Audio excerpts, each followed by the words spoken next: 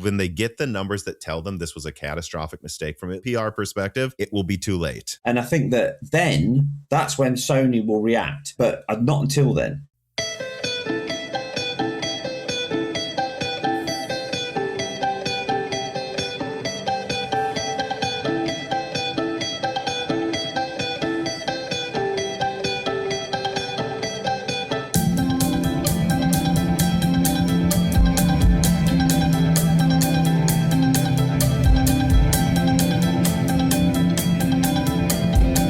Welcome to Broken Silicon, a gaming hardware podcast. I am your host, Tom. Today's lead sponsors are David. Get a free carton with an order for more through the link below. JLC PCB, where you can get $123 in coupons on 6 or 4-layer PCBs.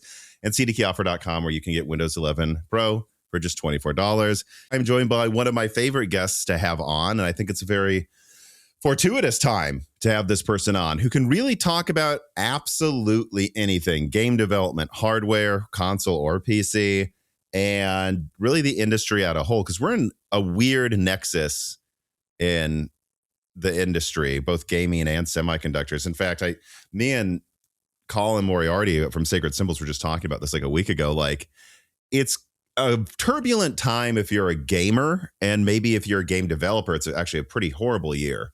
But if you're someone who is a talking head, oh boy, is there endless content to talk about, because this is really a time of change. But I assume you agree with that, and please introduce yourself. Yep, thank you. Hi, it's Michael Thompson from NX Gamer, and used to work for IGN. So I'm a long-term software developer, engineer, worked in the trade for commercial business for many, many decades now, and obviously done some software development in my time for games as well, but also my own channel on NX Gamer. So I'm just here shooting the breeze, the technical breeze with Tom. It's always good fun. So hi, thanks for having me on.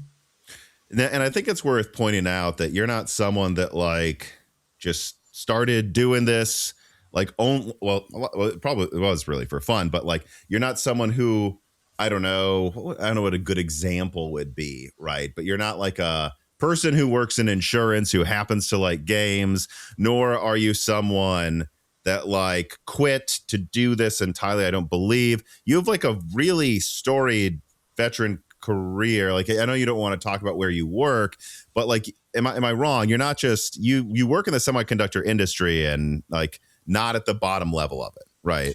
Absolutely. So I work with most of the big name people that you've mentioned, both, from the software house, so Microsoft, Google, Apple. I work with a lot of them directly in development for multinational industry, government, private sector, public sector companies for the last couple of decades. So I've done entire infrastructure build, software, complete DCs, hybrid cloud hyperscalers, done everything from beginning to end. So I've done both hardware and software, but I'm fundamentally the architecture level now, so I don't get my hands dirty as much as I used to, but still very much hands-on, and obviously came from the bottom up. So I was writing code in the days of COBOL, working for like warehouse factories and writing machine code that did all the conveyor belt systems. So I know a lot of low-level code and hardware terminology and how things work properly, and things that haven't generally changed. So I think one of the things that I bring to it, to what like your channel and also mine, is I'm not just a tech head who knows it, but I'm also in the business side of it. And that makes a big difference, because I don't leap to some of the expectations that I think some people do when they think great new things are coming, therefore everyone's going to be on this great happy path. I think I have a more realistic, and I think it's been proven true by, on my channel and yours, where we've said things that have come true. Not everything, but closer to reality. Sure. Because I think it's easy to get carried away with technology and think that everything's going to be super duper in the gaming space, and it doesn't work that way. So I think I bring that kind of balance between the technical and the business side. Or at least I hope I do. Yeah, and that's why I like having people like you on. I mean, I worked, at General Motors, I was an account manager for an automotive company. But, compared to you, I worked almost nothing. But even that little bit that I have worked allows me, and you so tenfold, I assume, see some arguments made by talking heads online, and it's an instant tell they've never actually worked a real job in their life. Like when the Steam Machine thing happened, and they're like, what's going to happen? Amazon's just going to buy up a bunch of Steam machines and use them as dev kits because they're too cheap unless they charge over $1,000. And it's just like, no. With General Motors, I remember everyone had HP, and it's because HP gave us warranties and security packages and just handled everything with a laptop for a car company that is not an expert in being a computer company. Valve would do none of that. No one's going to do that. Maybe some startup in Brooklyn with 5 guys, but that doesn't really affect sales. So like you see these things proposed sometimes, like, oh, they would do this because of this. And it's like, that makes no sense from a business. You don't even understand why people are doing this in the first place. Absolutely. Yeah. Seen it many times before. Totally agree. I think it's always good to have that little bit of foundations in terms of the business side, because it's a big, I think, blank spot for many people that do technology online because they don't or have not worked in it for long enough to understand it. And it's a cutthroat business, and everything, it doesn't make sense. There's always these conversations around, Microsoft and Sony are enemies, but they're not really. They're just enemies in certain situations and partners in others. There's always going to be strategic partnerships with everybody. So and Nintendo and Sony, they are kind of enemies. I don't know if they still are, but they were for sure, if they're not anymore. Absolutely. But even then, never say never in business. Never say never. It always happens. Sony and Sega were enemies, but that didn't last long once they died. Yeah. I think Sega's a less stubborn company, though. Maybe I'm wrong. I don't know enough. No, they were beaten predominantly, whereas Nintendo, I don't think they have that level of humility to say where we're beaten. Nintendo are always at the top. Even when they've had crap consoles, they still manage to come back with a hit the next time around. So, yeah, they're quite an exception, I think. All right. So one thing I want to start with, because often what I'll do, like you were on about a year ago, I'll look and see what we discussed, and it's often funny what we ended up talking about. One of those things was the Xbox Ally X. Like me and you agreed that this seems to clearly signal a pivot in Xbox's business model. And I believe that was before any of the Xbox Magnus and Helix leaks came out. But it was funny. I looked back that episode and me and you were saying before we knew officially from, or I guess unofficially from behind the scenes stuff, we were saying, yeah, I think the next Xbox is probably a hybrid device or some sort of glorified PC console thing. But here's the thing. Mystic Ryan, who was recently on, raised a point that I thought was an interesting thought. I'm not sure that I'm convinced by it, but I think it's an interesting idea. We've seen Asha Sharma roll back half of the plans that Phil Spencer and Sarah Bond had. And fundamentally, still, the Xbox Helix is going to be a Phil Spencer console. I'm sorry. Like, it was designed, planned, everything about it being a hybrid, sharing chiplets with desktop, being a PC thing that's more expensive. You can't change most of that. But you're seeing Asha completely reverse course on what they're going to do with exclusives.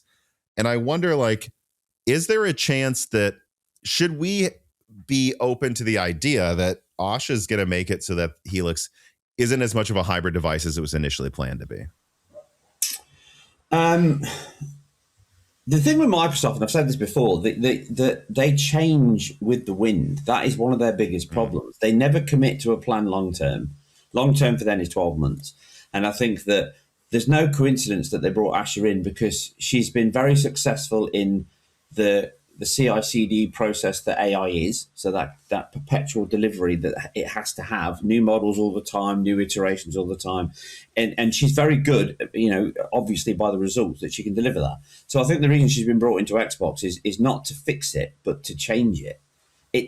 Xbox will no longer be a hardware-focused brand, in my opinion. I don't think what we said on last time has changed significantly. I still think they'll go with it will be heavily PC. It will be heavily PC. I think the console aspect of it will be very limited. I'm still not 100% sure that they won't offload some of it into the cloud and do it remotely and streaming. But I think fundamentally, Asha's aim is going to be to try and make sure that the hardware can be subsidized by outsourcing it and leasing it to other suppliers at a very early point in the delivery, and also making it very compatible with every single marketplace that's available. So it will run Steam, it will run the current Xbox platforms, and obviously it will run whatever else on the market, like GOG, I'm sure.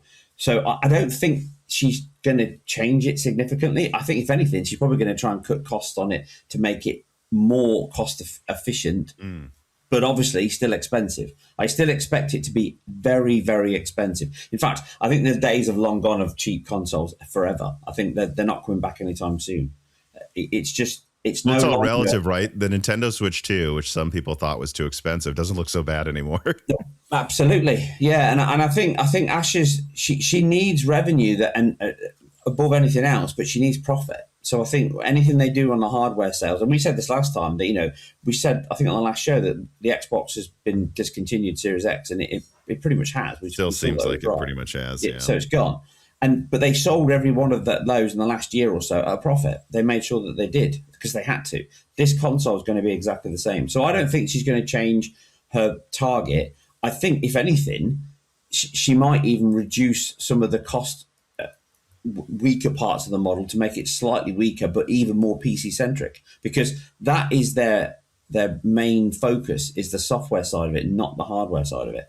I do think that this will be the last ditch to get it done, get it out the door, and potentially use the Xbox ROG Ally and all the other conditions to try and make all of that work together as one single unit, and you've got multiple choices. This will be a top-end brand, but realistically, if they don't embrace NVIDIA, then they're not really going to get much market out of AMD because they just don't own that big of a part of the PC market.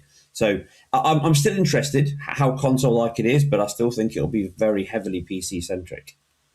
So with Asha Sharma, I think, people have probably been a little surprised how lenient I've been with Xbox. Like, I've been hammering Sony pretty hard over the disc thing lately, and I haven't said that much critical about Asha and the layoffs, but that's because I always knew they were coming. I always thought Game Pass wouldn't work.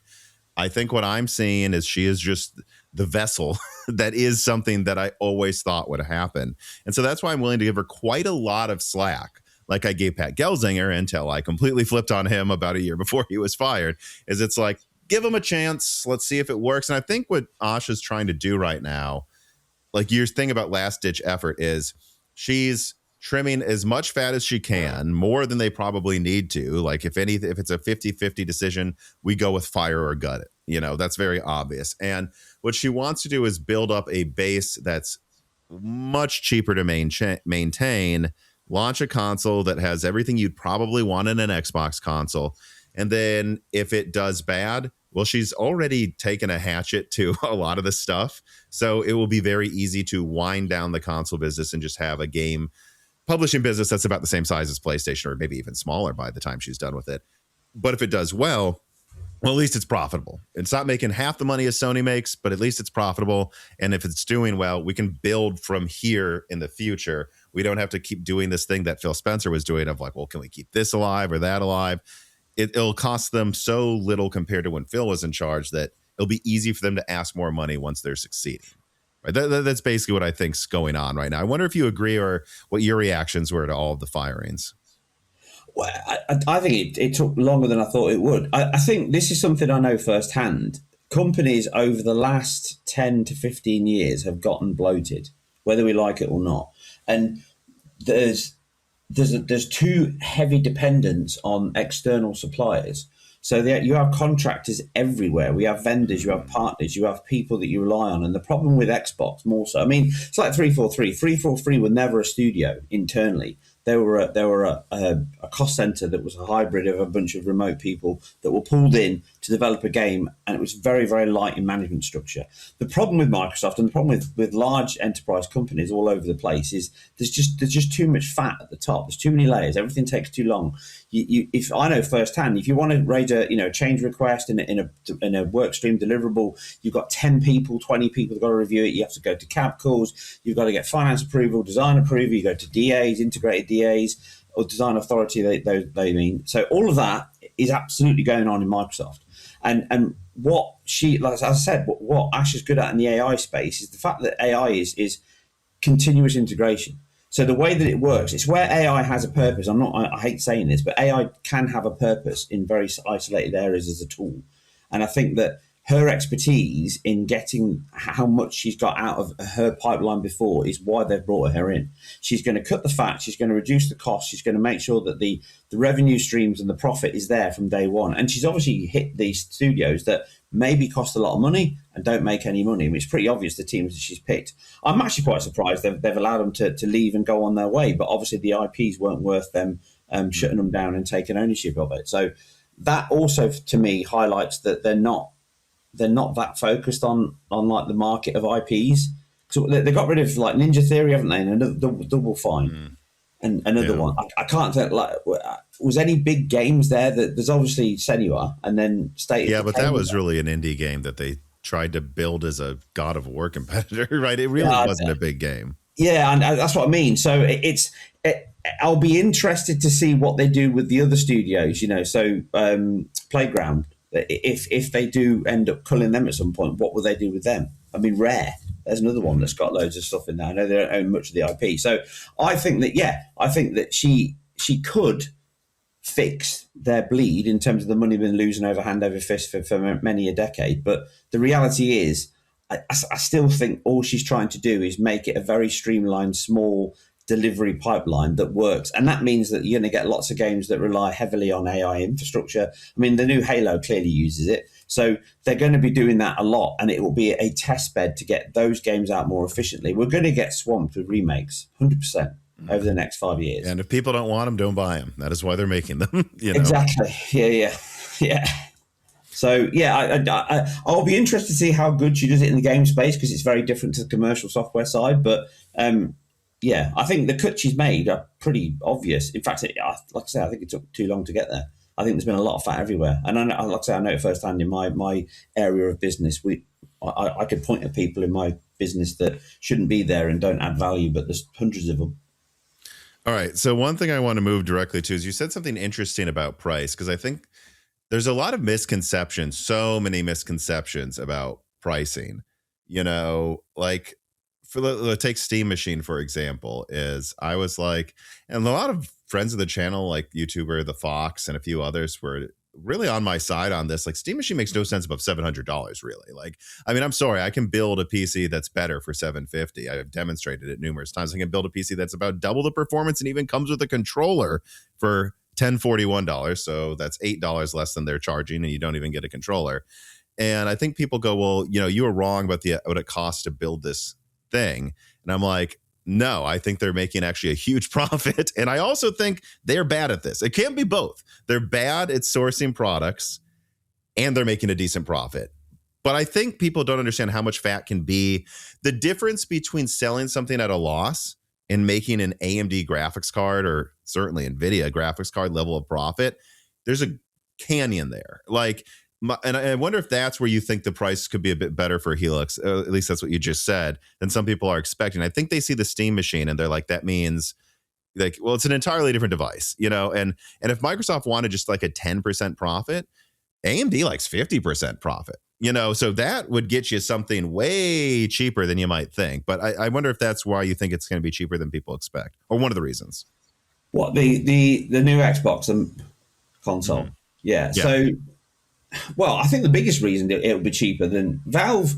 Valve's a big company, but they're not in the hardware business, and like you said before, they're not good at it, because they just are not going to get the deals unless you are a huge player that does this stuff day in, day out. No one's really going to speak to you, so all they're going to get is stuff that they want to shift, stuff that's not perfect, and I think that was one of the big things that delayed their launch. Was did you see that they use these tiny SSDs for the Steam Deck 2 and Steam Machine? And I know from people in supply chains that the smaller SSDs cost twice as much as a similar one right now. They didn't used to. So, like, for example, and Microsoft did the same thing with the Series X. I think that's also why the Series X costs more than the PS5. It's like you have them go, like, why did they decide to use this needlessly small SSD? That's what I mean when I say they're bad at hardware. Like, they literally chose components that are no better than others and are doomed to cost more for no real reason. Yeah, well, I think, I mean, I don't know firsthand, but Valve are such a capital-rich company. They make so much money for nothing. They've almost got the perfect business model. I think that their internal teams are allowed to do things. The Steam Deck was a good example of that. I don't think that was ever planned to be the huge success. They've consistently tried to do it with the Steam Machine before, and it worked, and so therefore they went on to do the Steam Machine. I think that fundamentally they got screwed on the cost of hardware in terms of certainly SSDs and memory, and they're just not very good at getting that source, and that's going to continue to be the case. I mean, I expect the Steam Machine to do nothing but go up in price, not go down. So that's a bad thing. But it's also it's a subsidized model, because the only reason they're doing it is the real reason, which is SteamOS. They want SteamOS to take over Windows, and they know that they could get so many Steam OS is out there from this machine, from the Steam Deck, and then when it's fully launched on Windows, then that competes with Microsoft. And that's Microsoft's biggest threat, in my opinion, because they've got such a huge portion of the PC market that if they lost all the gamers to Steam OS, that's a killer. And what the Steam machine does, and people don't see this, it's not as much for the players, in quotes, or the people buying it, it's for the developers, because it's a mechanism to get them to make PC-focused, fully formatted, configurable, lockdown, console-like PC games on SteamOS. And that will be a huge benefit for those people that want to leave Xbox and now potentially leave PlayStation because of the physical gaming model. It's the dichotomy of, like, I get it, PC gaming, Valve, ironically, but were the villain when they killed physical, when they brought Steam in. Go back to now they're the hero. Around when Half-Life 2 came out, people should go check out the message boards. Yeah. And now they're the hero because PC, everyone accepts that there's no physical anymore. But actually, Valve were the reason it happened. So I think, to be fair, they are better about ownership than what we've seen from other companies so far. They are, but GOG's even better. So I think GOG's the bright shining light that we should all point at and say that's what good looks like. If you can get DRM-less games that you can buy for pretty cheap and you own it, you can play it offline, it's in a container. I've got loads and loads of GOG games that I've bought, stuff that I've got physical that I've just bought the GOG version because it saves hassle. And I think that is where I think Steam makes huge sense. And I think that's what Microsoft are panicked about. I said it a couple of years ago, I'm saying it again. I think Microsoft's biggest concern isn't Sony anymore, it's Steam OS. So, yeah, fundamentally, though, I think the new Xbox, I've gone off tangent there, sorry. I think the new Xbox will be cheaper, like spec to cost, than the Steam machine is. Much better price performance. I think that's a given. Yeah, but it won't be cheap. That doesn't mean it'll be cheap. I think $1,000 plus is the expectation. Yeah, I think what I've said is probably between $1,000 and $1,200. I still see $999 as probably the target, and I think people forget like $999 is like really doable, assuming RAM comes even remotely down in price. Like I think people look at the cost of the current gen consoles, and they go, oh well, everything in the future must always cost more. And like at least on the PS6 side, from what I've seen, at least so far, PS6's APU is planned to use less energy than PS5.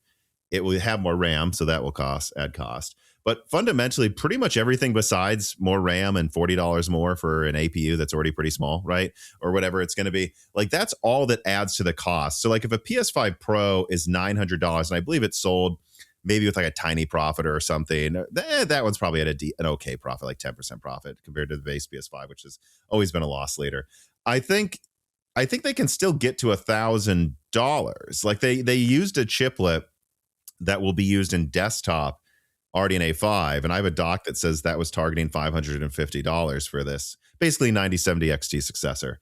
And it's like, so if they're using it's not like it shares the design, it's literally the same chiplet, they just put a different CPU chiplet on it than the desktop GPU. If that was targeting 550, granted, in like 2025, before the RAM price, like maybe it'll cost more because of that. You make a console that doesn't need to make this 50% profit margin that AMD makes on graphics cards, and I think you get to something that's like, yeah, I don't know. I think easily it can be $1,000. I think it could be less if they wanted to sell it at a loss. I think people just don't get the economics onto why a Helix could be $1,000 and why Steam Machine's really $1,130. It's just you can't look at one or the other and make any conclusions. They're just not the same device. Yeah, agreed. So what do you think about if it is $1,000? Because I think Sony is at a risk here with the goodwill they've lost so far. Again, the night is young. For all I know, when this podcast comes out, there's going to be some mea culpa with Mark Cerny holding hands with Yoshida, and they've got a big old apology thing. I don't really think that's going to happen next week because they really seem stubborn about this, but we don't know. So just give us some grace if something changes, or if they even make bigger asses of themselves. I don't know. Like, give us some slack here. This is an evolving story, but I think Sony underestimates like the opening, just like Steam has an opening against Microsoft. Microsoft has an opening against Steam and Sony. If Sony launches an all digital $700, go F yourself gamers device that burns goodwill It just doesn't feel cool anymore. The PS4 felt cool. Like, it doesn't feel cool anymore. And Microsoft's over here with something stronger. Yes, it's $1,000, but they have some method of porting your games to the all digital future or transitioning them. If they do that, I think people, because I looked the stat up, a third of PlayStation gamers have an Xbox. Like, you could lose 10% of your market. No, Microsoft's not going to outsell the PS6, but you could lose 10% of your market to Helix. And a lot of people might say, I have a Series X, I have a PS5. One of them is going to let me carry my library into the digital future. Why would I get PlayStation if the future's all digital? I should go with all digital in an open platform, or they'll go to some Steam machine. I wonder what you think about this. I really think Sony might be underestimating that they're not immune. They're not immortal. They do have a weakness, an Achilles heel here that even if it doesn't kill them, could really hurt their business. Well, I think the problem with Sony is that they're so high in the food chain now that they're kind of omnipotent in terms of where they are and who affects them. Nobody does. They own the market. They own the gaming market. I think that they can and have been getting away with cutting costs, not speaking directly to the audience very often, being very hand to mouth in terms of their delivery plans, not being very transformative or communicative in terms of what they do. And this kind of highlights it exactly how they did it. They just stuck it on a blog, didn't put any announcement out, just slipped it under the radar. I think it was related to the whole push for stop killing our games, which was getting close. I think the 2028 timeline was specific around that because it would have infected them. And also, just going back to your point, I think that one of the reasons they have done it is because they are making decisions about the price of the PS6 and the hybrid handheld, which I think you were the first one to announce it, and I think you've pretty much been proven right. Yeah, it was really exciting when I saw that. Yeah. Hopefully I can still be excited. Yeah, well, I think that they've done it because if they need to make those decisions, they can now make a more informed, speculative forecast on what that looks like, because they're literally going to say every single game is 100% in our market. We will not allow physical games on the PS6. So therefore, we know that we're getting 30% on everything. No matter whether we sell it, we'll get more. And if it's a third party, we'll get 30%. That puts them in the profit margins of what Valve is. So I think that's what, they're never going to go back on the physical, in my opinion. They've done it now, that they'll stick to it. I think come hell or high water, they won't change because their business model depends on it. But also, it would be great if they were to do something that allowed you to, you know, share games, gift games, resell games. If they had a marketplace that said you can trade your old game in and get 20% off and use it for a new purchase, that would be perfect. Good news story. Will they do it? Absolutely not. Will they do it later if everyone kicks off and it gets really bad and their profit margins are down? Absolutely. And they can do it. It's easily doable. So I think you're right. I think they'll do something, but they won't do it yet. There's no reason for them to do it yet. They are comfortable. They're making money hand over fist. And let's be honest, they're making the least amount of games they've ever made in the last couple of generations. And they're still making record-breaking profits because they don't need to make games. It's clearly obvious they can make 2 or 3 games a year, rely on third party. I do think GTA 6 is going to be a bit of a letdown for them, though. I do think a lot of people hot take time. I don't necessarily disagree, though. I might elaborate on that, please. This piece of content is brought to you by David. For all of basically 2026 up until this point, me and especially my girlfriend have been loving the packages of David protein bars that were sent to us. And that's because, well, David has stood out to us with how much we genuinely like them. And I found a place for them in our weekly rotations. We didn't just try it once and say, yum, let's get an ad done. We keep them around when we need a boost. David's protein bars genuinely deliver on taste, texture, and macros, and I still feel great after eating them. It doesn't just rot in your stomach like candy, and it's exactly what I need if I need a snack and I didn't have time to cook something, or there's a last minute thing I've got to do at work before I can go eat dinner. Actually, this just happened a couple of weeks ago for Die Shrink. It was getting late. Dan had something he had to do before we could record it, and I was like, maybe we push it tomorrow. And then Dan said, no, I got to do it tonight. And I was like, all right. ate a David protein bar, and I had enough energy to do actually an extra long episode and then prep a part of it for public release because I thought the subject we were talking about was so important. So whether you want the more performance-focused gold bars that have 28 grams of protein, 150 calories, 0 sugar, and are the ones I actually like the most because of the texture, or you want the more decadent bronze bars that my girlfriend likes that still have 20 grams of protein, still just 150 calories, still 0 sugar, so they're a little bit more blood sugar friendly than most bars like this. Either way, they're very good. They're built on real evidence-based nutrition, and it's designed to support muscle gain, fat loss, and performance without relying on gimmicks or sugar spikes. So if you want to try them, David is offering my viewers a special deal. When you get 4 cartons, you get the 5th free when you use my link below or scan the QR code on screen. And if you don't want to wait, you can also find David protein bars at Target, Walmart, Kroger, Publix, and other locations. But of course, I prefer if you support Moore's Law is Dead, so please do so through the link below at David Protein Bars today.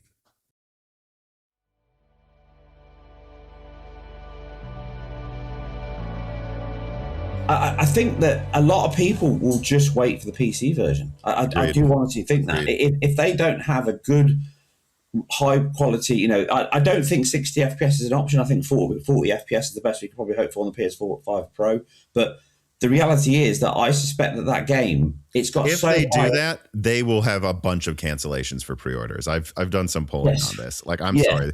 They need at least 40 for the base console, and they need 60 for the Pro. If they do not, there's two that I went over this. It's like, okay, so you say it's going to be $80 to $100 to get this game. It's GTA 6, man. I'll accept it. I will. And I've been someone who's long said, I think they could charge $100 for Elden Ring. This is so much better than the average game and so much more content that it's absurd. Like, go ahead, and then they're like, well, it's digital only. And I go, okay, well, I don't know that I like that, but I was probably going to get it digital anyway, so whatever. Then if you added 30 frames, I'm like, so I don't own it. It's too expensive and it's 30 frames. I'm not fucking buying this. I'm buying it.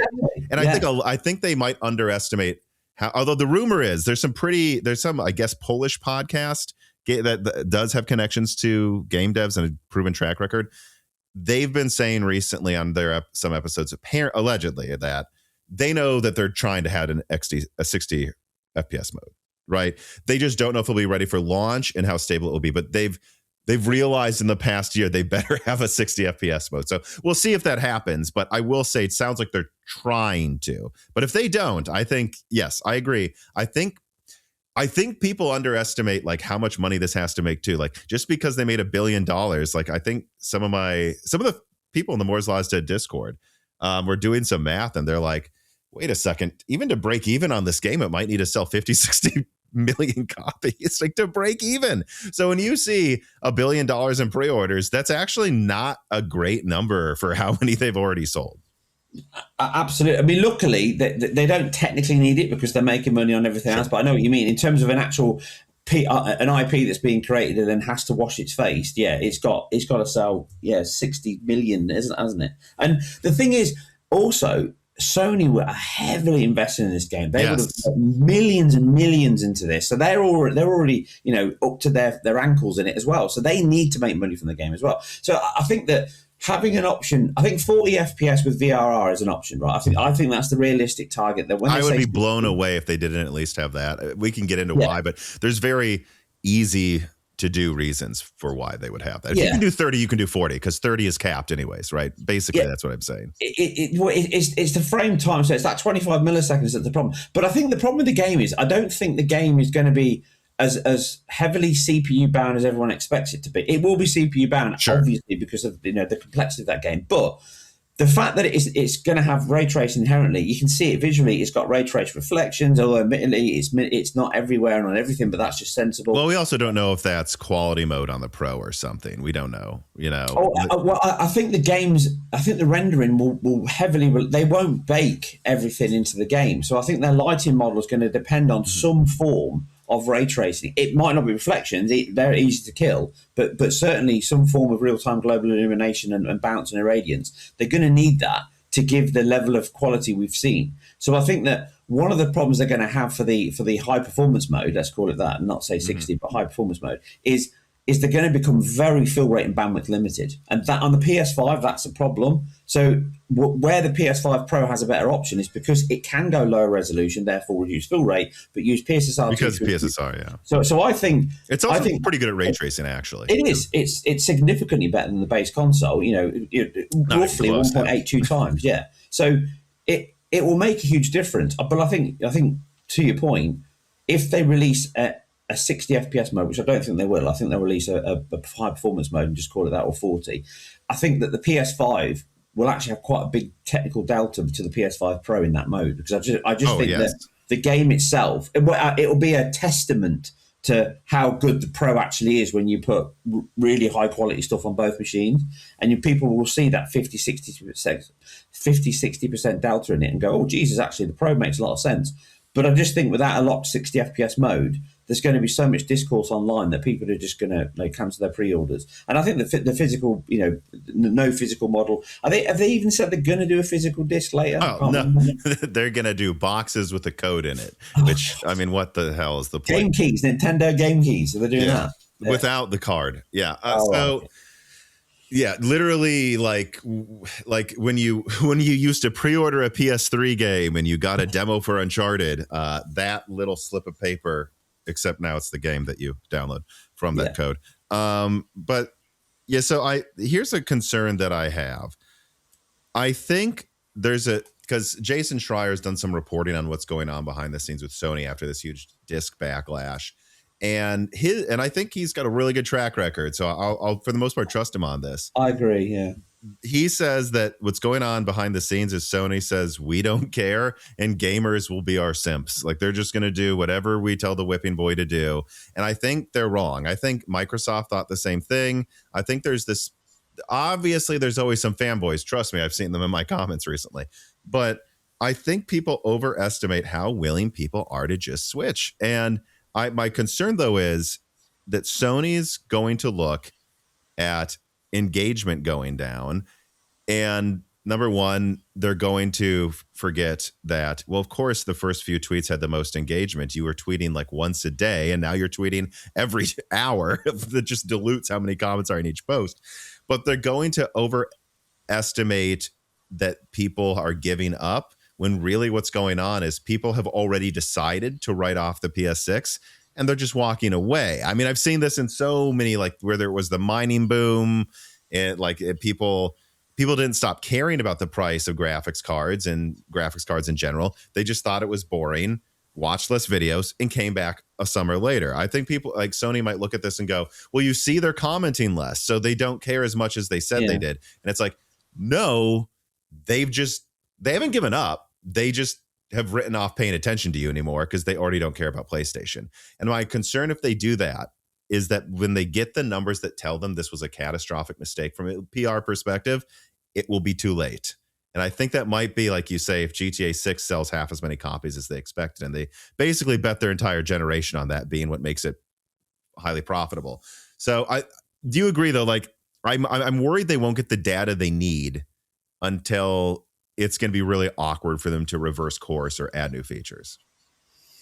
Yes, I 100% agree, and I think it's happening now. I think there's been an apathy towards gaming anyway. I think generally, yes, what a bad year to do this too. People are just looking for excuses to be mad.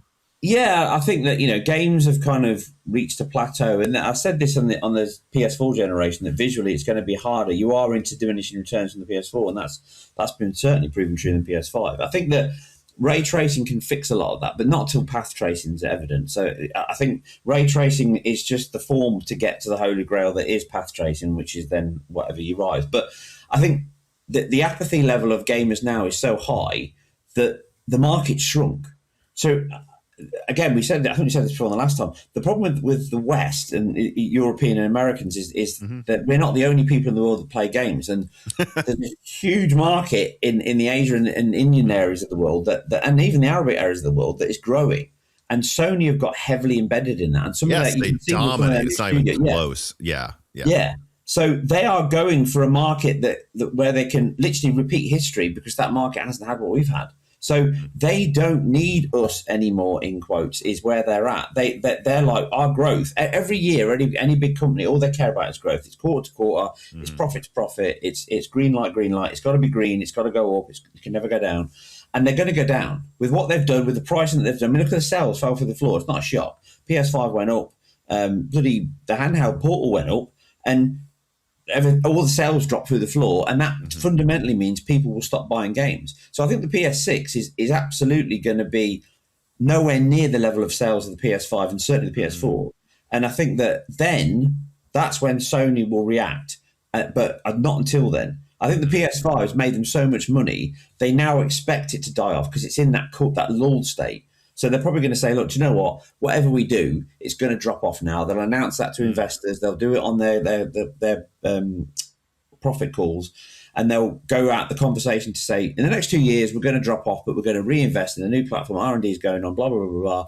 So investors still put money into them, and they're at that point, they don't care. As long as they're getting investment, it doesn't matter whether the profits go down or up, they're still making money. So I think that the problem at the moment is anything we say is only going to hang on how bad GTA 6 is and the first three to 6 months of the PS6.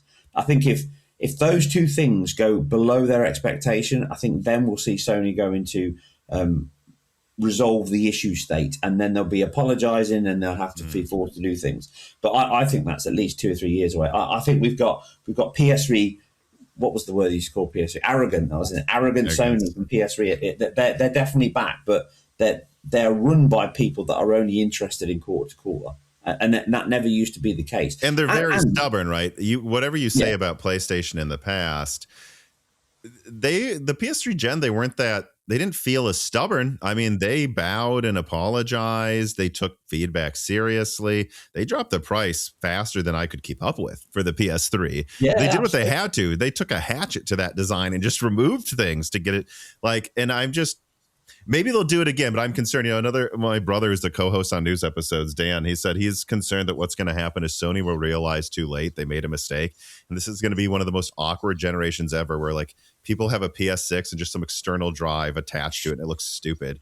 And they should have just thought ahead, how to handle this more elegantly than what they seem to be planning to do. Yeah, I mean, did you ever have one of those top-loading cheap sliding PS3s that look like Forming grill? No, I've never used one of those, but I think I've seen one in a Best Buy or something, but I'm aware of it. Yeah.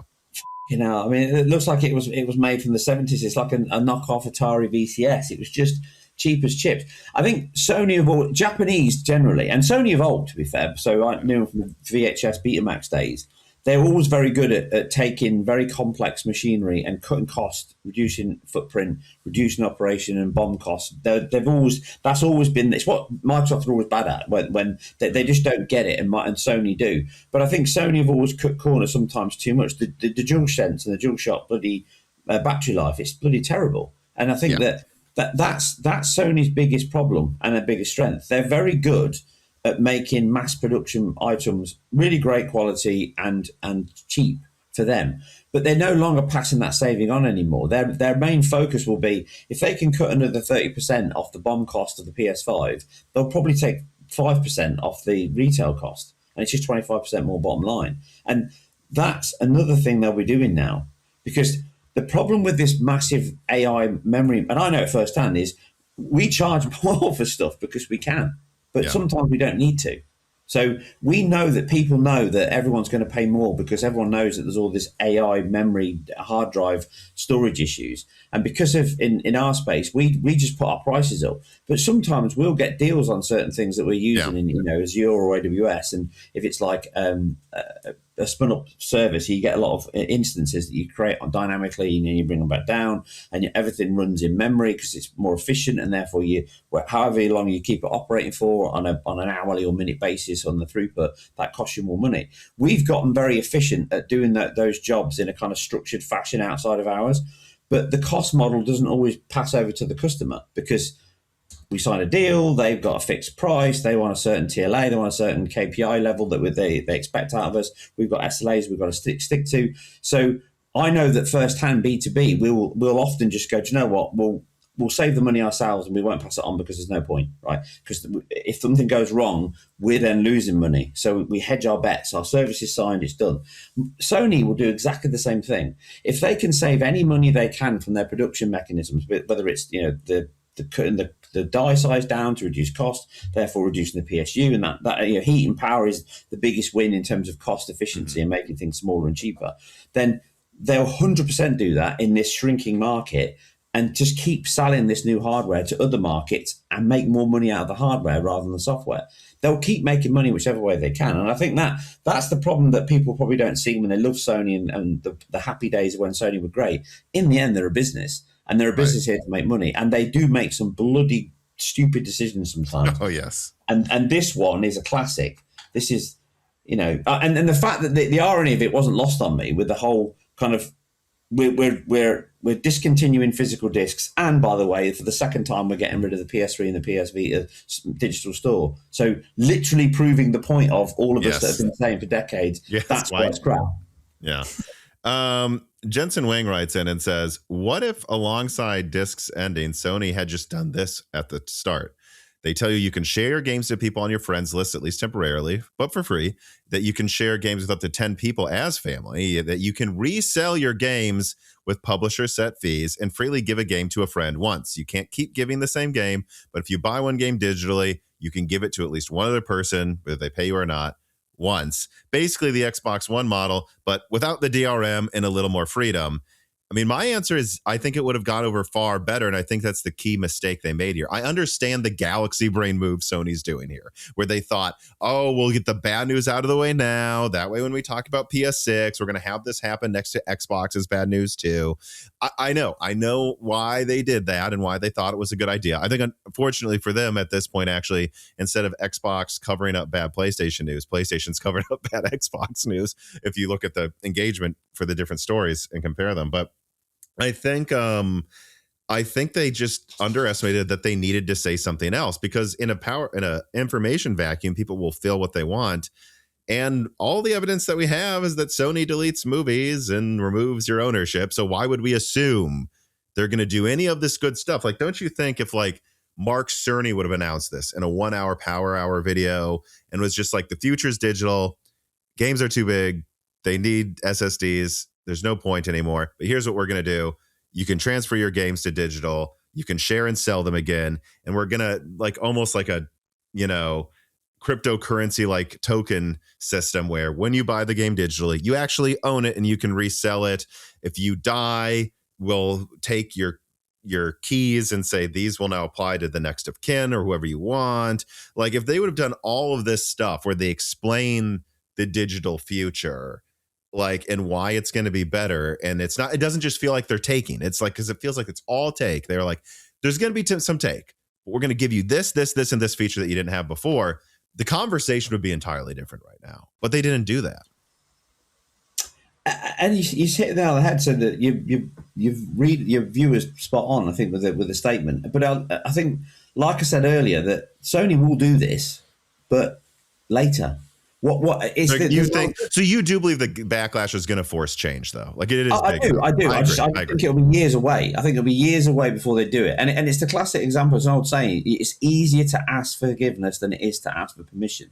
And Sony do that day in, day out. Mm-hmm. So why would they come to the market and say, "Hey guys, we're going to take away your physical games, but don't worry, we're giving you this thing first." And then in the end, they get all the backlash, and still, maybe slightly less, and everyone goes, "Yeah, but that's just a ruse to ruin us." So it's easier to go, "We're taking this away, let the chips fall where they may," and then later on, when the noise gets really bad and it's hitting their bottom line, then they go, "Hey, look, we've listened to you guys, we've taken feedback on board, we're giving you something that we always plan to do at a later date, we just haven't told you yet." That's business rules first and foremost. Why give something when you don't have to? So Sony are never going to do it until we force them to do it. But people need to be consistent on that. I buy pretty much every game I've ever got digitally, either for review or I bought it myself. I buy a physical copy where I possibly can. But people say a lot of stuff online, but I wish they stuck to it. Because if half the people did what they said to me online about movies and CDs and stuff, we wouldn't be in this world of consistent digital everything. And also, remember, Sony is one of the biggest IP holders for TV shows and movies going. This is literally their raison d'etre. This is what they do. They buy companies up. They buy IPs. They own stuff. Most of the old TV shows from like the 70s and 80s, you can't buy them on box sets anymore. Sony own loads of them because they want them on a streaming service that you've consistently got to buy and rent. And as you just said a minute ago, there was that thing only recently, weren't there, when I think Terminator 2 and other films got pulled from their streaming service and people had bought them and they lost access to them. And that's again, the problem with Sony. They do this a lot. It's just that the gaming industry is just now starting to see it. They do it with films. They do it with TV shows. They do it with music. I mean, if anyone's old enough, Sony, and do you remember George Michael, the singer from the UK, Greek guy? He famously got in. He was contracted to Sony Studios when he first started out his record company, and they wouldn't let him out of it. And he took him to court, and he was one of the first guys to win, because basically they would not let him make another record because they owned his IP and they owned everything, and he must work for them, and he refused to do it. And he literally didn't make a song for like 5 years while he fought Sony in court, and he won. So Sony have a history in this. This is not new, that they own it, they own you, and therefore you just do what they say. So I think this is just Sony of old, going back to the old roots of we own it and you'll just make do. But I do think they'll change tack. It's just they've got to feel the pain. Yeah. By the way, speaking of George Michael, I mean, of course I know who he is. I think you look a lot like George Michael. Like the second you said that name, I pulled up some pictures. I'm like, doesn't Michael look like George Michael? Like, but you kind of do. But anyways, two things. So my concern is, and again, this is informed by Jason Schreier's reporting, is that Sony said, we don't care if we sell 10% less consoles if our software makes 30% more. My concern is that it reminds me of this scene in The Big Short where, they come to these, like, I think bank rating agencies that bankers, and they're like, well, we've planned for a 30% downturn, and they look smug. And it's like, what if it was 35%? And they're like, that'd be horrible. 40%, we'd go out of business. And it's like, so you're smug that you can take 30, but 40, you go out of business. That sounds like you're actually walking pretty close to. And they're like, we think it's going to drop 50, 60. And they're like, there's no way. Like, I think Sony goes, we're going to lose 10% sales. And someone needs to show them the data. Like, what if you lost 30? What if you lost 30% of your sales? And they're like, there's no way that'll happen. It's like, really? I think there actually is a chance that will happen. And let me say this too, though. Here's one reason I think they might backtrack sooner rather than later. I think the number one thing people could do is, if they don't like what Sony's doing, is cancel PlayStation Plus and cancel the GTA 6 pre-order, probably, right? Those are the two things, especially I think PS Plus. I can get into again why I think the harassment on their post matters. Like, it's working. You're seeing developers say, what did we pay for? Like, your marketing is actually counterproductive. So I think that can help too. But I think the regulation side, I think Sony fundamentally underestimated how easy of this is for a politician to use it as a football to get favor with their fans. Like, I think there's a chance Sony may backtrack sooner rather than later, or have to address this before they're into the gen, because they're going to realize they're going to be in a dozen lawsuits in a dozen countries for the next decade. And what is cheaper? Technically allowing discs, even though 90% is digital. Like, I think their own argument works against them. They're like, well, the future 95% will be digital. Right. So you basically are all digital. You're making that 30% cut anyways. You don't need to force ownership you are already making 95% of the money you thought you would. Just give them that 5% so that they don't feel like they're in a cage. But like, I wonder what you think about the regulatory side of it, because I actually think this could be one of the things that forces their hand. And if it doesn't, man, will this just be a continued PR nightmare? Like, do you want the news every day to cover Sony and lawsuits against gamers? I mean, I think when that happens, and I think you're right, I think it will happen, because obviously it's a good time when elections come round, when it's right. Politician time, that's the time to say, hey, we can get voters in by saying we're going to go after the big studio screwing you over. So I think it's spot on. I think that'll happen. But that in and of itself won't be the problem. The problem there will be is when investors say, oh, we're not going to give you money anymore because of the fact that you're now. And I think that's, again, it's always, as you just said, the way you make a company take notice is you hit them where it hurts, and that's in the pocket. That's the only place you can do it. That I think the posts online work, and I think that's one of the benefits of the social media world that we live in, because all these companies now have moved away from having massive marketing teams going through PR studios, going to big industry places and going on BBC, ITV News, even to the point of IGN. You don't get a lot of like face-to-face sessions now with big gaming studios. They can go straight to market. They can cut out the middleman. But the problem is that right now they can't. So the next step they'll have to do is turn off comments and all that stuff, and then that's admitting that you've been beaten. So I think that Sony's still strong enough. I keep saying the same thing. They're strong enough to keep going the way they're going, but I think this is the one time that, as you said, they've underestimated the market.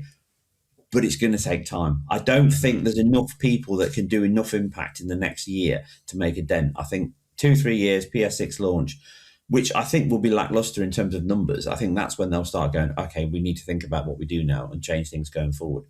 It just depends on what they'll do. They'll definitely strategize, but I think cancelling PS Plus is certainly, and doing the whole, I will pick it up when a new game comes out that lands on it that's worthwhile. And then they'll start tracking those numbers and see, okay, when we put Wolverine, like for example, onto PS Plus in a year's time, they'll go, that is making us lots of money. So that might then spur them on to start releasing games early to PS Plus. So you'll see them react in ways that work best for them, which might not be, we give you what you want, but actually we end up putting our big hitters onto PS Plus sooner because it makes sense for us. And because they've gone back on their PlayStation exclusive stuff as well, haven't they? They've kind of figured out what we all said, which is once you start putting games on PC, you just devalue your own brand. What's the point? And they've now backed out of that because digital makes sense. If they own it, then they 100% get ownership. They tried to put their platform on PC, it didn't work, everyone rejected it. I moaned about it all the time and they backed out of it. So that was their aim, get their store on PC and use that to sell the game and make their own 30%. So yeah, I think 2029 is probably when we'll see them react properly, maybe 2028 if things go terribly bad for the PS6. Yeah, we'll see. I mean, one reason that I'm a bit bullish they'll do at least something sooner rather than later, which doesn't necessarily mean next week, I don't know, is how easy this is to backtrack. I mean, this is the easiest. There are people acting like this is done. They've, shut down the thing in Austria. It's like, well, there's other manufacturers of Blu-rays, but also they haven't. They are going to keep 10% of the floor or something making Blu-rays for the foreseeable future. If they're right, again, their own argument works against them. If they're right that 95% of games or whatever number they pull out of their ass is going to be digital, then you need less floor space to make games anyways. And you could, the backtrack could be something as simple as saying, and this is kind of what I suspect they will do in the short term.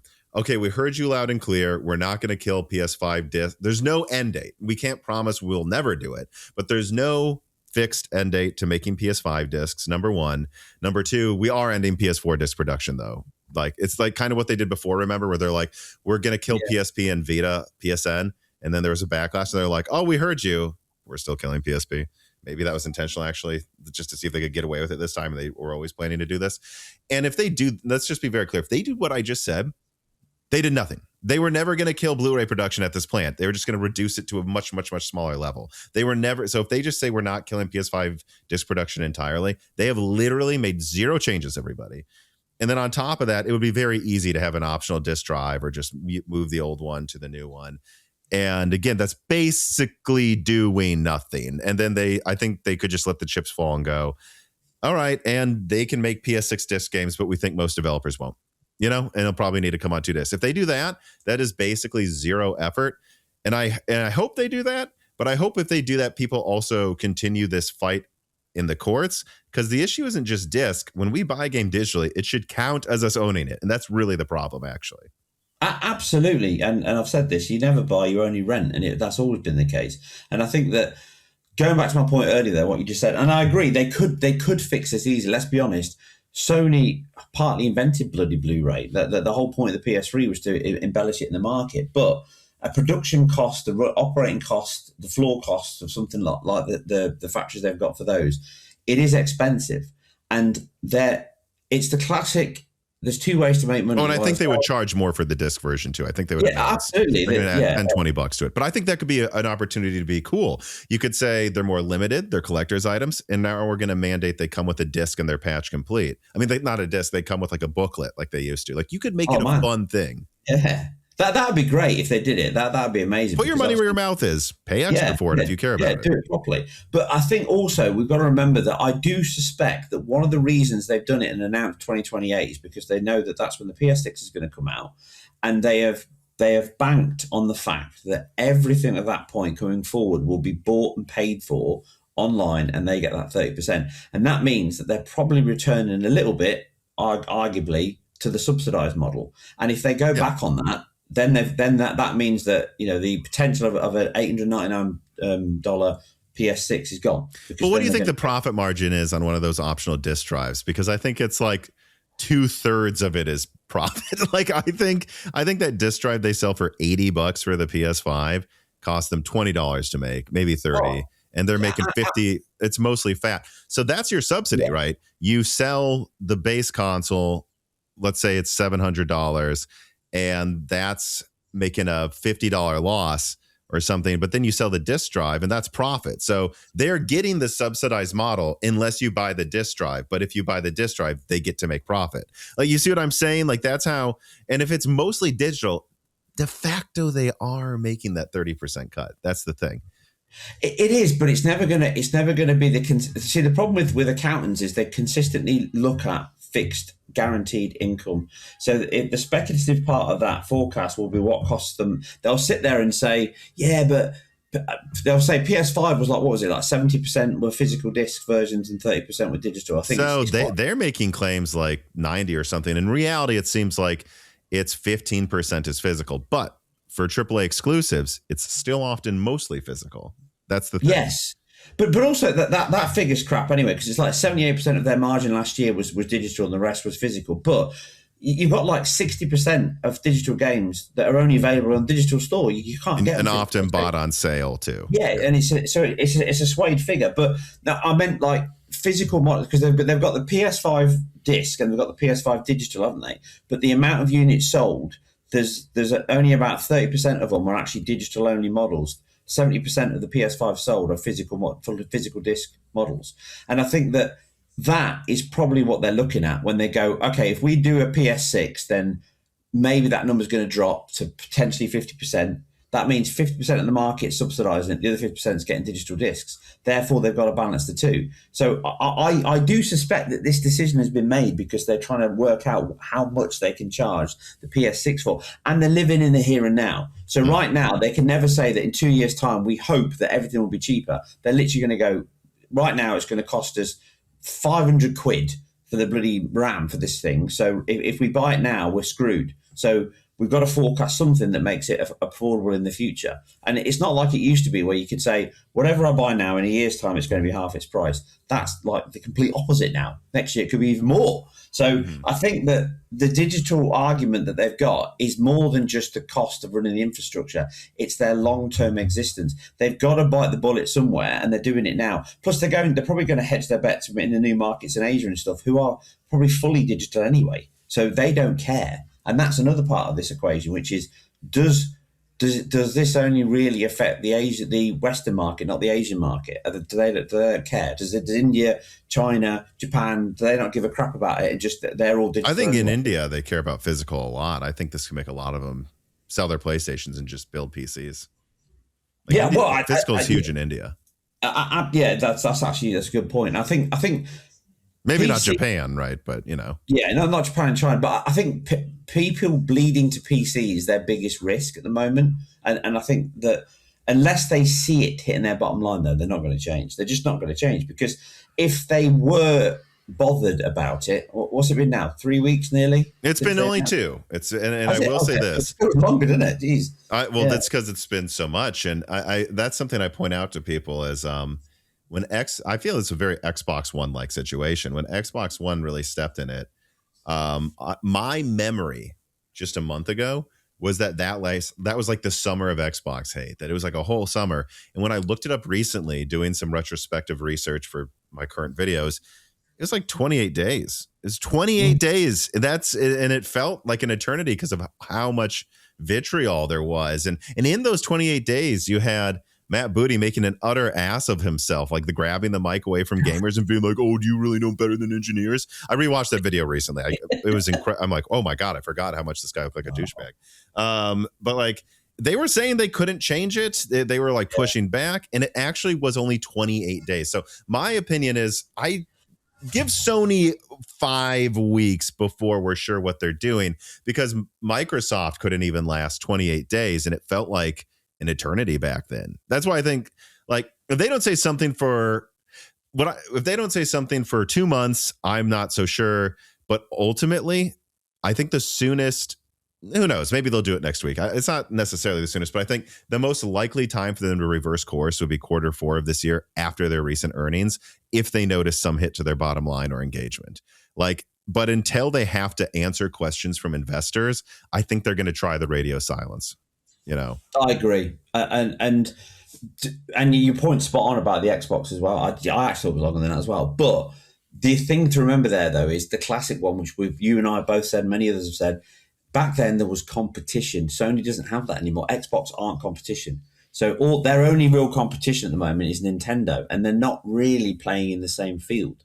So I think Sony is in a slightly better position to last longer because they don't have to worry about a competitor that's at their heels changing tact and stealing them, like Sony did at that point with the whole, the viral video with how to share your games, which is ironic, but that's what Sony did. They capitalized on Xbox's misfortune. It was a stupid decision, but now there's no Xbox to capitalize on Sony's. Xbox evolved. Yeah, but we've just been talking. I think there is. I think Xbox could. I think we underestimate. Like, this is like the classic, like a mistaken warfare, like the Battle of Verdun, where like the Germans take this fort faster than they ever thought they could, and then they're like, well, we should just keep going because we're just going to win. And then that turns actually into like the greatest defeat for Germany in the war, pretty much, because they were so cocky that they overextended themselves. I think I agree. Sony would think that. But here we are talking about SteamOS, talking about Xbox. Like, it doesn't need to be killed by one person. It just needs to be a situation where they charge a little too much. The Switch 2 looks cheaper. Helix looks better. And Steam looks better than ever. And they all take 10% of Sony's market share. PlayStation isn't going out of business, but that's how you get to a situation where they sell half as many consoles. It's not because Xbox outsold them. It's because all of their competitors, which do still exist, sold a little better than they thought they would. And they underestimated the ability for everyone to just chip away at them piece by piece. Yeah. I mean, again, it's what we keep saying. They're going to have to feel it. I just don't think they'll feel it anytime soon. But that's a very big concern of mine. It is. Yeah, GTA 6 is their first sign. So I'll be interested to see what the numbers look like come Q1 next year, and whether they had a great year with it or whether they didn't. Because I think if that's terrible, then I think they'll react. And just going back to the point, just to hedge the bets and say, I think the very best situation we could possibly hope for that Sony did is they'd say, we are not killing PS5 discs for the foreseeable future, but they'll never announce PS6 not being digital. I think that's probably the best situation you'd get, which is PS5 discs will continue for the foreseeable, and that's it. And everyone goes, yay! But what they're actually saying is PS6 is 100% digital, just to let you know. Need a quick, reliable, and affordable PCB for your next project? Well, JLC PCB's full stack ecosystem makes it seamless, taking you from 1 to 4 layer designs to fabrication and SMT assembly under one login. 1 to 4 layer PCB start at just $2 at JLC PCB as well, and are backed by A-grade material, stage-by-stage AOI, and flying probe reliability. You get prototypes in as fast as 24 hours, global delivery to over 180 countries, and an engineer-friendly instant quoting process. So if you want to support Moore's Law's dead and actually save some money, new users can receive $123 in coupons. So check that out through the link below. And by doing so, you are supporting the channel just by clicking through that link. But of course, supporting more if you use one of those coupons at JLC PCB today.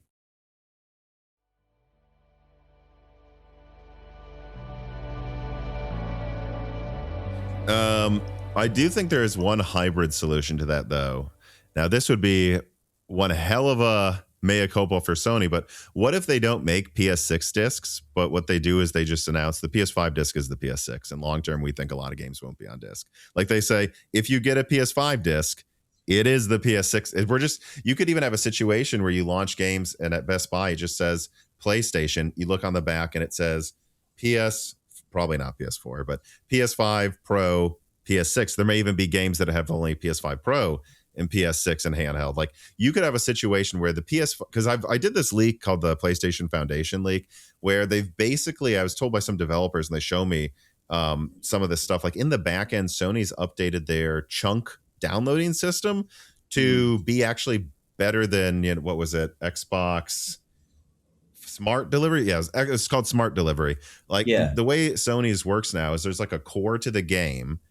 And then if it's the PS4 version, it downloads the rest of the game, which is the PS4 chunk or the PS5 Pro chunk. And that way you only download the files you need. And it knows. Yeah, the binaries for the, You could have the base game be on the PS5 disc, and then it downloads Pro if you have Pro or PS6 if you have PS6. It still runs into this issue of you don't really have all of the files on the game unless it's the PS5 version. But they could do something like that where they're like, for the foreseeable future, if devs want a physical PS6 release, it's the PS5. And this way, we avoid all the confusion we had last gen where we're trying to get you to pay $70 for Horizon Forbidden West instead of $60 for no reason whatsoever. We just kind of hope you're stupid. Like, it avoids this. We're just giving you it. You buy a PS5 game, you get the PS6 game if it exists. And that's how the disc works. But long term, eventually they're going to be gone. I think that is also a way to do this. They should also do all the ownership stuff, though. Yeah, and well, I mean, what you just described is digital. It's like disc DRM, in it, and that's what I mean. They did that with the PS3. I remember buying Battlefield 3, was it, or Battlefield 4? Yeah. I bought Battlefield 4 on the PS3, and I used it to play for £5. I upgraded to the PS4 version. I could still play it on the PS3, but I have to put the disc in the PS4 to play Battlefield 4 with that. They could disc. do that with PS6 still. They could. Absolutely. So I agree with you. It's just they would have to, and it's all around. Like you said before, it'll be an add-on disc that will be an additional charge, and most likely it will be exactly the same one that they launched the PS5. But it all comes down to design. So we'll whoever's architect of the machine, whoever the architect is, because it's not Mark Cerny, he doesn't physically design it. He might design the innards, but not the exterior.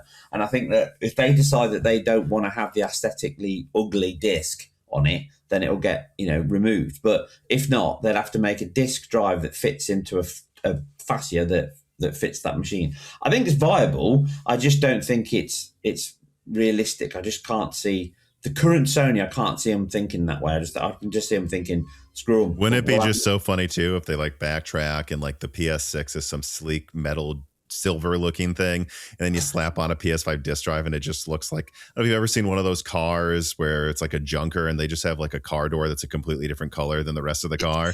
Like it just looks like that in a console, and it's just this reminder that they were really stupid. But honestly, I think that's fine. That's still a very pro-consumer move to let you do that, even if it looks silly. Like I still think that's the solution. I agree, but I just think that right now they're in that they don't need to ask for forgiveness yet. They'll ask for it later, and fundamentally, when they do, they'll probably have to bite their lip a little bit and give something back. Whatever that might be, whatever it ends up, whether it's this or something else. Yeah. All right. Another Chris writes in. He said, "I heard something on CNBC the other day. An analyst said that the tech shortage will last years, but never mentioned AI. I can only assume that even if the AI bubble pops, prices are going to stay high. What's your thoughts?" So I want to just throw in here, I think people don't understand how cheap stuff was early 2025. Like I recently actually had one of my sources reach out to me, and he was like looking at this stuff and going, wait, RAM was just as expensive in 2021. Like DDR5 with Alder Lake was just as expensive. Like, and GPUs are cheaper now than then. Like, I think people don't understand that like things can get cheaper and they may never go back down to 2025 pricing. But that doesn't mean there's not a lot of distance to be gained in price drops. Like, because we're so high and 25 was the bottom, but I wonder what you think about, because you mentioned you wanted to talk about this, like the whole AI bubble and the RAM shortage. Yeah. So I think that the problem is that right now it's a classic example of the market where it's at and what everyone knows. So I'm old enough and pained enough to remember Cisco. So Cisco was like, in my opinion, NVIDIA now. So the thing about the AI is NVIDIA have gotten so good at building AI and the LLMs and the models and all data centers use them and we use them and everyone uses them and everyone's got them, but they're not the only one anymore. And I think that what's happening at the moment is the same thing's happening with memory. So you've got SNK, you've got Micron, and you've got Samsung. Mm-hmm. And all those three currently owned, but you've got all these Chinese companies coming in and they're building and building and building. And that's why the Americans are going to war with China to try and make sure that they don't take the market. And some of this, what's going on now is the race to that market. And we're seeing it, I'm seeing it, everyone's seeing it, it's happening everywhere. But I think that the problem with the AI bubble, and it's not just an AI bubble, it's data centers. So the AI is just like a euphemism that everyone uses now, but it's just data centers. That the whole plan is to have everything running centralized, centrally owned. You rent it. You don't own it. You rent it, and that's the main target. That, as you said, spot on. That we had it so good in like 2018, 2021, and 2022. Everything was cheap as chips. Besides the mining boom around. Boom. There's always been peaks and troughs. Yeah. So things always go up and down, but generally consumer hardware was cheap in the 70s and 80s. Consumer hardware was expensive. I mean, TVs, VHSs, Betamaxes were hundreds and hundreds of pounds in 1983 when we bought one. They were never cheap. They were look expensive. Up the price of Pokemon Stadium on the N64. You know, I think I got that used with like weeks of allowance saved up when I was young, and it's still like $60 back then. I mean, my Lord. Yeah. And so we've gotten so used to it being good, and it's gone back to how it used to be, because there's now B2B is what everyone wants to aim for. Every company wants to be selling to business, because then you're in an internal pipeline that's constant fee, constant payments, quarter to quarter, bill to bill, pro forma, fixed deliverables, fixed times. It's all great, right? So and business accepts shit far more than software does. That's the problem with game software at the moment. It's shipped like business software is, where it's just like, shut up, we'll fix it in the next patch. Shut up, you've got support. Don't worry about it. We'll connect to you. But games are getting that way. And I think that the AI bubble or the data center problem is the fact that right now there's such a constrained supply on purpose. It's being ring fenced and held and not being used. But what's going to happen is that NVIDIA is going to end up like Cisco, in my opinion. That they're going to all of a sudden realize that everyone else has got GPUs that can do all the stuff that NVIDIA can do. Maybe not quite as well, but within 80%, 70% of them. And they can do it slightly more efficiently. And that's what they're doing heavily now with things like Spark and trying to get things in desktops and trying to get more efficient uses of LLMs rather than relying on these stupid, hugely powerful GPUs that sit in data centers with terabytes of RAM because they need it all locally. I think that when that happens, when you've got other companies, Chinese companies, I think there's a guy in America making his own GPU at the moment. There's a small company, an Indian company. Yeah. So you've got a cottage industry building up now that is specifically focused on AI, and China are heavily invested in this. And if they can supply their own RAM, they can create their own SSDs, and they can build their own GPUs. There's going to be absolutely no loyalty to NVIDIA when that happens. Just like it wasn't with Cisco, when everyone realised that actually the internet's got nothing to do with the pipeline that gets me the data. It's what's on the store that's the important part. Hence why the internet bubble happened after that. And Cisco just got completely blown away. I think that'll happen to NVIDIA. All of a sudden, they'll fall for the floor because everyone will realise we don't need your stuff. We can go with these other people for less. So I think that the pricing, it will never go back to those lows. I don't think it'll ever go back to those lows, but I think it will stabilise. I think it will stabilise in probably the next couple of years. And I think it'll happen because companies like Anthropic and OpenAI will go pop. I think they generally will go pop. And when that happens, people will then become more aware that they can't keep rushing data centers out and buying stuff when there's absolutely no demand. And fundamentally, one of the biggest problems that the West has got, and America and UK, is we can't power these things. No. And that's the biggest problem. People are building all this stuff and it's just going to sit in a warehouse. But it fundamentally feeds itself. So this is nothing more than a bottom line chasing quarter to quarter profit margin thing that's going on. So we've got loads of orders on backlog for stuff that we're doing, and we get told time and time again, that's delayed now till next month, that's delayed now till next quarter, right? But we know there's hardware there, we know there's stuff there, but we have to delay things because third-party suppliers have got delays elsewhere. I know there's so much going on with these data centers now with the targets. They change on a daily basis almost. When people are talking about things in long-term plans, we've got one coming up in this area, you're going to get much better resources there, connectivity will improve, you'll be able to service these customers at the high levels of rate and therefore charge them more, and then it doesn't happen because the data center never got built. And that's happening all the time in the last 6 months. So if all this stuff's being built and sold, where's it going? Because I'm first-hand seeing that there's not the data centers we were promised would be online a year ago, online now. There's less coming online than they said there was going to be. So why are prices so high? And I think they're high because they're being artificially held. They're being held because the revenue that they generate is what they need it for. I bet the stuff being sold at huge margins, but there's probably thousands and thousands in the warehouse, but they're not shipping it out. I mean, I can't testify for that, but the situation with data centers can't be underrated how much of a manufactured problem it is, but also how much it's trying to keep itself afloat. Oh, yeah. And I think that it only takes somebody else to fix the problem efficiently and cheaply for all that deck of cards to fall. And it's going to fall. It's just when it falls. Yeah, and it's funny, like I've long been, or for at least for the past couple of weeks, been pointing out, like, I think this bubble might be popping sooner than some people think, because I'm looking at what you just said. Like, well, I don't remember what they said they want in the US, right? Whatever it is in gigawatts, but it was like tens of gigawatts, dozens of them. And they haven't even, I don't know if they've even finished 5. And then Meta says they're kind of done really trying to compete in AI. They want to license out their data centers, and they've already made a deal with Anthropic, which is hilarious because Ed Zitron, who was just on the podcast actually months ago, said, you'll know the bubble's about to pop when Meta is selling data center use to Anthropic, and they just announced it. So I think we're close, but I think some people go, well, what about this giant expansion Meta's making to their data center facility in Louisiana?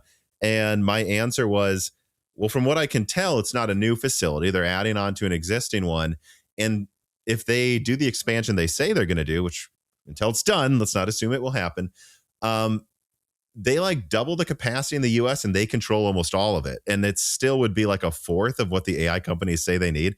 So I think it's actually a smart business play, because even if the bubble went down 80%, they would probably still make use of this data center. And I think what I tell people is it's a drop in the bucket, though. Like, only Meta's getting one done, and it's an expansion of an existing facility. I think you've got to look at the big picture and go, nothing else is being built. There's a moratorium in New York.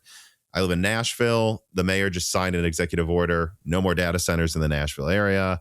Yeah. I mean, it's just because Meta's building one that's a drop in the bucket for what they need doesn't mean it's enough. And I still think I don't know how soon you think it will happen, but I think you're seeing like the IPOs are being canceled. You're seeing, which I think is funny, Google and Amazon and someone else like front running the IPOs. Like, we'll do our own IPO before the startups can do an IPO, just to suck money out of the, like, I think you're seeing this collapse already kind of starting to happen here, because if they can't show us their books at Anthropic and OpenAI, that means their books aren't good. And if already Meta thinks it's not profitable to do anything but sell the shovels, does it seem like we're already almost there to where this bubble starts to deflate?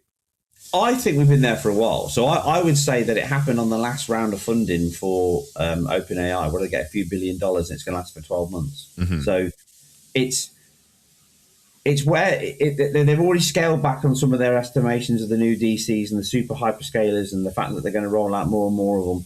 It's a classic chicken and egg. They've built it all to try and make money, and that's why they tokenize everything, so they make money. And then they used to give you free tokens, and then they didn't, and now they charge you twice as much, and everything costs more, and now compute's more expensive than it ever was. And then they modularize everything, and it's because all they're trying to do is get some profit anywhere, and they're nowhere near it in the ones they've got.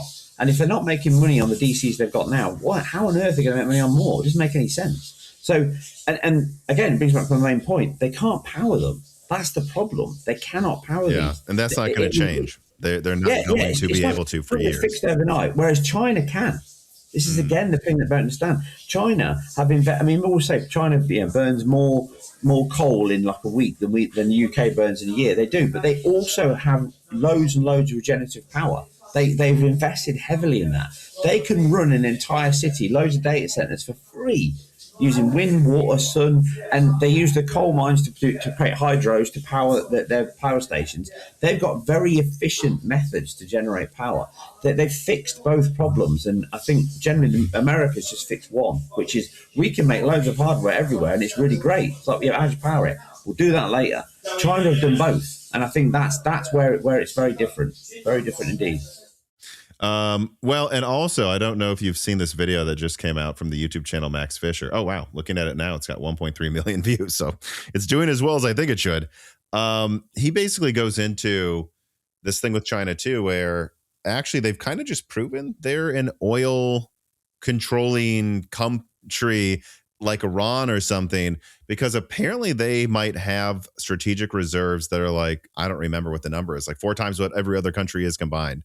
Like, and that's because I don't know if he goes, this is actually fascinating. What's his name? Max Fisher. The video is called, and I'll put a thumbnail up for people to find it. Yeah. China quietly saved the world last month. So he goes into why oil prices aren't up as much as they should be, because they really should have after the war in Iran, just gone crazy. And a lot of people miss this. China cut the amount of oil they're importing in half, like right when the war started. And it seems to have been a flex to prove that they can control oil supply. And a lot of people believe it's from a few things. They expanded coal, back channels to Iran and Russia for oil, yada, yada, yada. But for the most part, it seems like they've built up a strategic reserve of so much oil that they could go for years with it. And you know, I think that's also another thing, too, is when it comes to energy, if China really wanted to, apparently they just bought their way to being an energy superpower by saving up all of this oil. And so they have a lot of flexibility here to really screw with U.S. companies when they want to. And on that note, I think there's a good chance that I've heard this argument made. It's an interesting one. I wonder what you think about it, that China hurt the U.S. steel industry and Japanese, I guess, when they just flooded Chinese steel on the market. And that was a strategic move. They're doing a similar thing with EVs where the government subsidizes them. Would it not also make sense to flood the market with cheap open source AI models? Because the entire U.S., maybe Western stock market is kind of relying on these models making tons of money. And if China just makes a bunch of models that are free to use and work 99% as well, I think we're already seeing some US companies choose DeepSeek actually over other models. Like all of this spending by OpenAI and Meta and Anthropic, I mean, once the models are built and maybe stolen by some of these companies, all of this money is not going to make it back. Or for at least I don't think it will for OpenAI. And I wonder what you think about that idea of like China flooding the market with models and like these people spending, assuming it gets them to profitability when it almost looks like you're spending to never be able to make a profit. I don't know. Well, I don't know enough about that part to know whether it's true or not, but I think that, yeah, China are intelligent enough, powerful enough, and they think about things at a different level compared to the West generally. They don't, I mean, DeepSeek's a good example. It kind of sums up how they work. They didn't announce it. They didn't leak it. They didn't say something great's coming. They just went, here you go, look at this. Look, it's really low level. And they didn't do anything clever, really. They just did what everyone should do and don't do in video games, which is understand the hardware, understand the problem, understand the solution, make it efficient. Think about the registry. Think about small caches. Think about kilobytes, not megabytes. Make everything tight, tidy, and fast. That's what they did really well. And I think that making it open source is just a means to an end. And it also, as in you get more people testing it, validating it, building on it, making it better. But also, if China are releasing something to the market, there's a reason for that. And that is if they're giving that away for free, what are they not showing you they've got? And I think that's why they're doing it. Exactly what you just said. It's to devalue their competition, not themselves. So if you know you've got a secret weapon, why do you worry about showing? Oh, I've got bullets, but you don't know what gun I've got, because the gun's the bit that matters. I think China are coming forward with a big solution for AI overall, and I think that their plan is going to be quite different to what the West are used to. And I think the OpenAI stuff is just the start of it. I think it'll be interesting to see how and where they do it. But like I say, that I at least admire them for the way they solve problems. They're very, very structured. I mean, obviously it's a communist state, but you can't deny that they do fix problems in a very, very good way, and they think about it from end to end. And they never stop improving it. That's the other thing that they do. They never sit back, go, this is a great product, let's release it as an IPO and make money. They go, let's make it even better next quarter, next year. And that's what they're good at. And that's why they're scary as competition. They're very scary because they don't give up and they consistently improve on what they've created before. I think the next couple of years will be a seismic shift in the technology industry, and it will not be a Western victory, in my opinion. I do think that. All right. So a question I want to ask, though, just to put a bow on this part of the conversation. And I think you kind of said this, right? Do you think then the bubble is already starting to pop? And do you think, maybe not next month, everybody, it's not going to be instant. Do you think by the end of next year, RAM prices will probably be down from where they are now? I do think it started. I don't think it'll end that quick. I think this will drag on to 2028, I think. I think they might even go up again before now, and like significantly so. Like then, maybe it'll go up. Well, and I apologize for cutting you off, but like just maybe it'll go up in the next 6 months. But I don't know. Maybe you feel free to disagree. I just find it hard to believe RAM will be where it is right now, end of next year, like December. Like I don't see. It just feels like people are already starting to lower their spending. They are, but remember that I said before, it's artificial. So they don't need consumers to feed this bubble. They don't need consumers to buy the product. What they need is consolidation. So they need more things to go into the data centers. So one of the things that's driving this feed is the fact that you're seeing like more and more streaming companies coming online. So it used to be the day you'd have like one, you'd buy like in the UK, you'd have Sky, and you'd buy Sky and you get all these channels.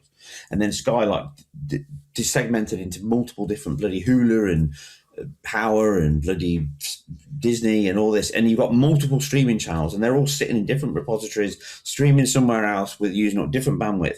That's what they're doing. Everything's got to have an online model. I mean, you can't even buy an alarm system now that's not a subscription-based service, and all you're doing is paying for something to be sitting somewhere in the cloud.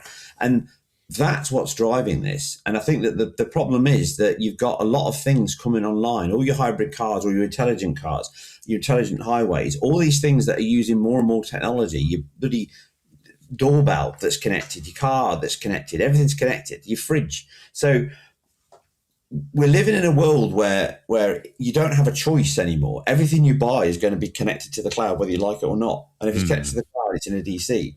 And that means that they can drive more and more revenue from more and more people without actually coming to you directly.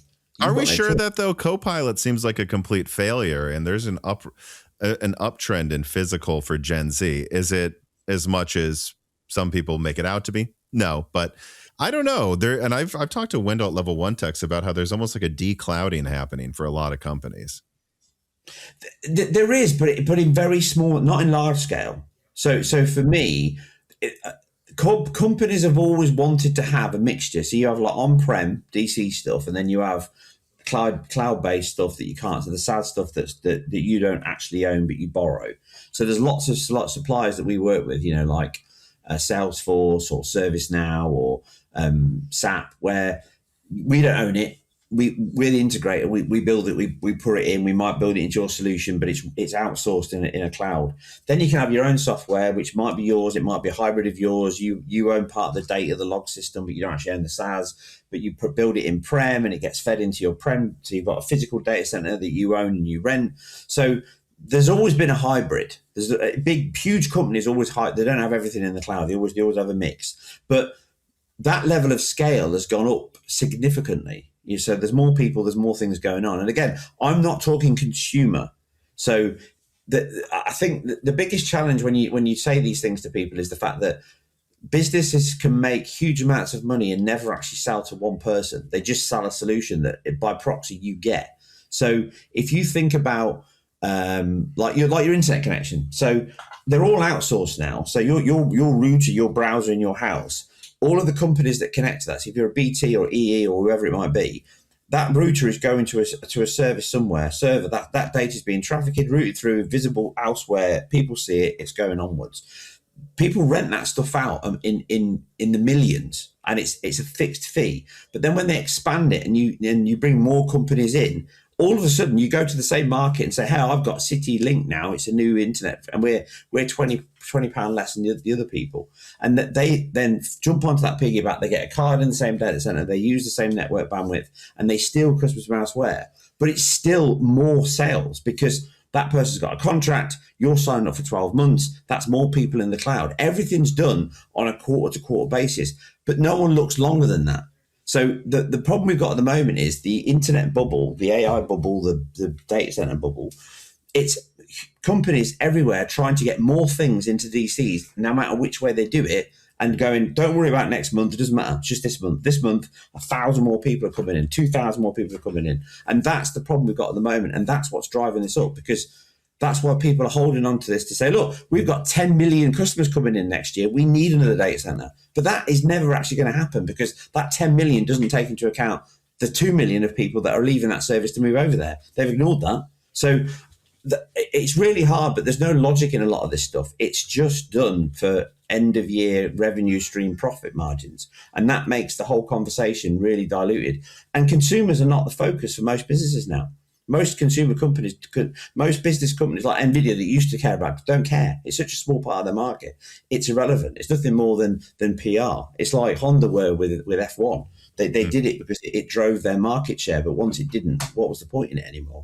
It's very similar now with consumer sales. Sony, not so much, but certainly NVIDIA and Intel were for many a year, but that's changed. Yeah, I guess we'll see. I mean, an argument I've also made, though, is eventually someone has to use this, right? I mean, like, otherwise, they do. Eventually someone has to use AI, and use AI for, and this is why I think OpenAI is on borrowed time, is like Anthropic with Claude is targeting enterprise. They have the money. I still think you see these stories of like a coder burning $1 million in tokens, and there's going to be a come to Jesus moment where they're going to have to like not figure it out. And, you know, and Google with Gemini, it's amortized across all of their apps and search. So you could see Google getting out of this. Any bubble pops, Google loses value, whatever. They'll survive just like they survived the .com bubble. But OpenAI's business model is on consumers. And I think I read like a substantial portion of like when they brag about 1 billion users, like half of them are in India or something. Like, and it's like, okay, well, when you have to charge $100 a month, none of those people are paying $100 a month, you know? So that's why I think eventually someone has to use it. And I think at a certain point, it's going to be bringing AI local. And once that happens, that's when you will see a consumer boom in consumer products, right? Because eventually you got to get there, I think. You have, but I think I mean, the thing about AI is like Apple were like almost Apple, I think, are like the canary in the cage, they're down in the mine. Yeah, the canary in the mine, sorry. And they're down in the mine, and they got into AI before anybody else, and they didn't make any money out of it. But they're not investing in it, are they? Mm-hmm. So Apple aren't sticking millions and billions and billions of dollars into AI. They've kind of given up on it. Well, to be fair, Siri sucks. I've used my girlfriend. Yeah, but they were there first with Siri. They were there first. Mm-hmm. And they kind of got it wrong, and it was crap, and it doesn't work. But realistically, if Apple are not spending millions and billions and billions on it, then they don't think there's a future in it. And I think that the problem is that AI, in and of itself, you know, I don't believe it is AI. I've never believed it's AI. It's not. It's just it's intelligent software that's doing certain things. But it has a purpose. It absolutely has a purpose. And I think like every good tool, you need to use it for what it's good at. And the problem is that right now everyone's using this hammer for every fucking problem in the world. Yeah. And that's the problem. It's the same as the .com bubble. We don't need a website for everything. Yeah, you need a website for everything. You need IX. So all they're doing now is that they've made the problem feed itself. So that's why they moved to agents, right? We don't need agents. Agents aren't useful. They don't add value. They don't do anything clever. It is literally another chain in the request.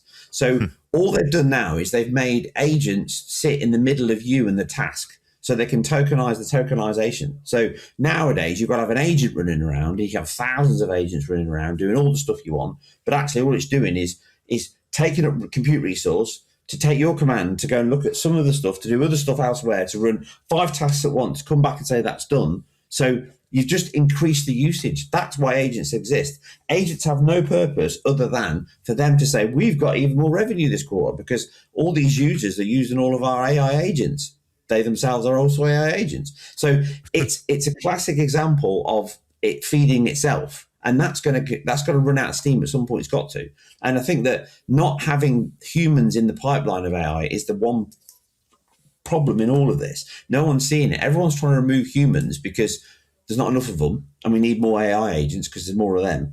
If we get rid of all the humans, we can just have all these AI agents working all the time, using all this resource up, and everyone's great. But that brings us back to the same problem before, which is actually we can't power it. So how do we do that? Or I know we'll plug into your power supply in your house, we'll nick that and use that for a bit. But I think the AI problem is that they don't see its use. They're just trying to make it fit every problem. Yeah. And I don't think that's ever going to go away until one big company goes pop, which I think could be OpenAI. And then when that does, that'll hit Microsoft heavily because they've been one of their biggest funders. Well, and of course, NVIDIA, and then so on and so forth. Yes. Yeah. Then that one check that keeps going around will go, oh, shit, it's bounced. This piece of content is brought to you by CDkeyoffer.com. CDkeyoffer.com is really the best place to go to get reasonable pricing on Microsoft software, whether that's Windows 11 operating systems or Office products like the ones that I installed on this Strix Halo laptop that I was testing while I made this ad. You see, I actually use CDkeyoffer.com. I've used them many times. My family members use them. My friends use them when they're building new PCs. And that's because they've been a reliable sponsor of Moore's Law is Dead for years now. And so if you're looking to get, say, a new laptop, or you just finally want to get a legitimate key of one of the latest Office products on your desktop during back to school, use CDkeyoffer.com's offer codes Broken Silicon to save 25% on all Microsoft products. And then actually you can also use offer code DieShrink to save 3% on everything else on their website, like games as well. Once again, I want to thank CDkeyoffer.com for sponsoring this content, like all the other content that they've sponsored, and for making it easy for me to get a good price on Office on my laptop.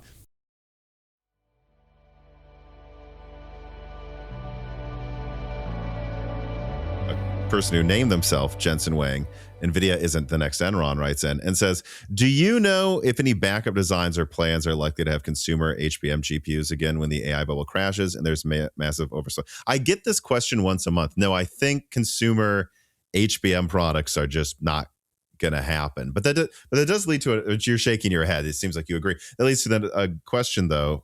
Like, how much e-waste do you think could come from the bubble popping? Because it's not like the mining boom where all of these cards can be sold as $200 3060s to gamers, right? In bulk. Like, what?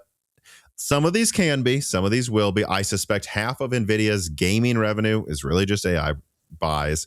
But how much e-waste do you think could happen, and how much reuse do you think there will be?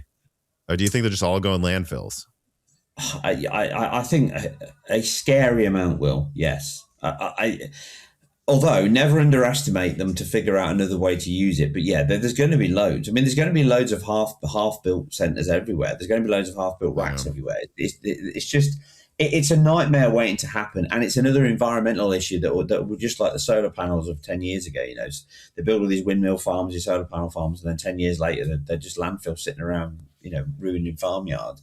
It's going to be another one of them, and I think that right now, I don't think the scale of it. I couldn't amass it, but I bet it's monstrously bad when it hits its worst point. Like I say, probably about 2 or 3 years. Mm-hmm. All right. I've got some final rapid fire questions here I want to get to before you've got to go. Jensen Wing writes in again, and he says, how do you feel the Switch 2 is versus the PS5 compared to the Switch versus the PS4 and the Xbox One? To me, it feels closer in overall performance, both in GPU and CPU, but is this just the facade that the Series S is creating, and once that's gone, it will feel just as outdated? I feel like Switch 2 feels, even though it's an 8 nanometer APU that should have come out years ago, years before it did, I feel like it's going to probably last longer or keep up more with being able to run AAA games than the original Switch did. Granted, the next gen hasn't started. Maybe that'll change things. But do you agree it seems less janky in its ability to run AAA games? Yeah, I did a short video on it last year when I did my end of year games, and I said that the Switch 2 is actually, fundamentally a lot of that is DLSS. I think that helps it a lot when it's got the options to run that, although it's not always perfect, but I think that helps. But like you say, it's got the core functionality that most modern machines have, and I think that you can scale everything back enough now that it could run on it. Basically, it's better than the Steam Deck, so therefore it should be able to last a few years. But I think it will be dead very quickly if the transition to PS6 and the Xbox Helix is quick.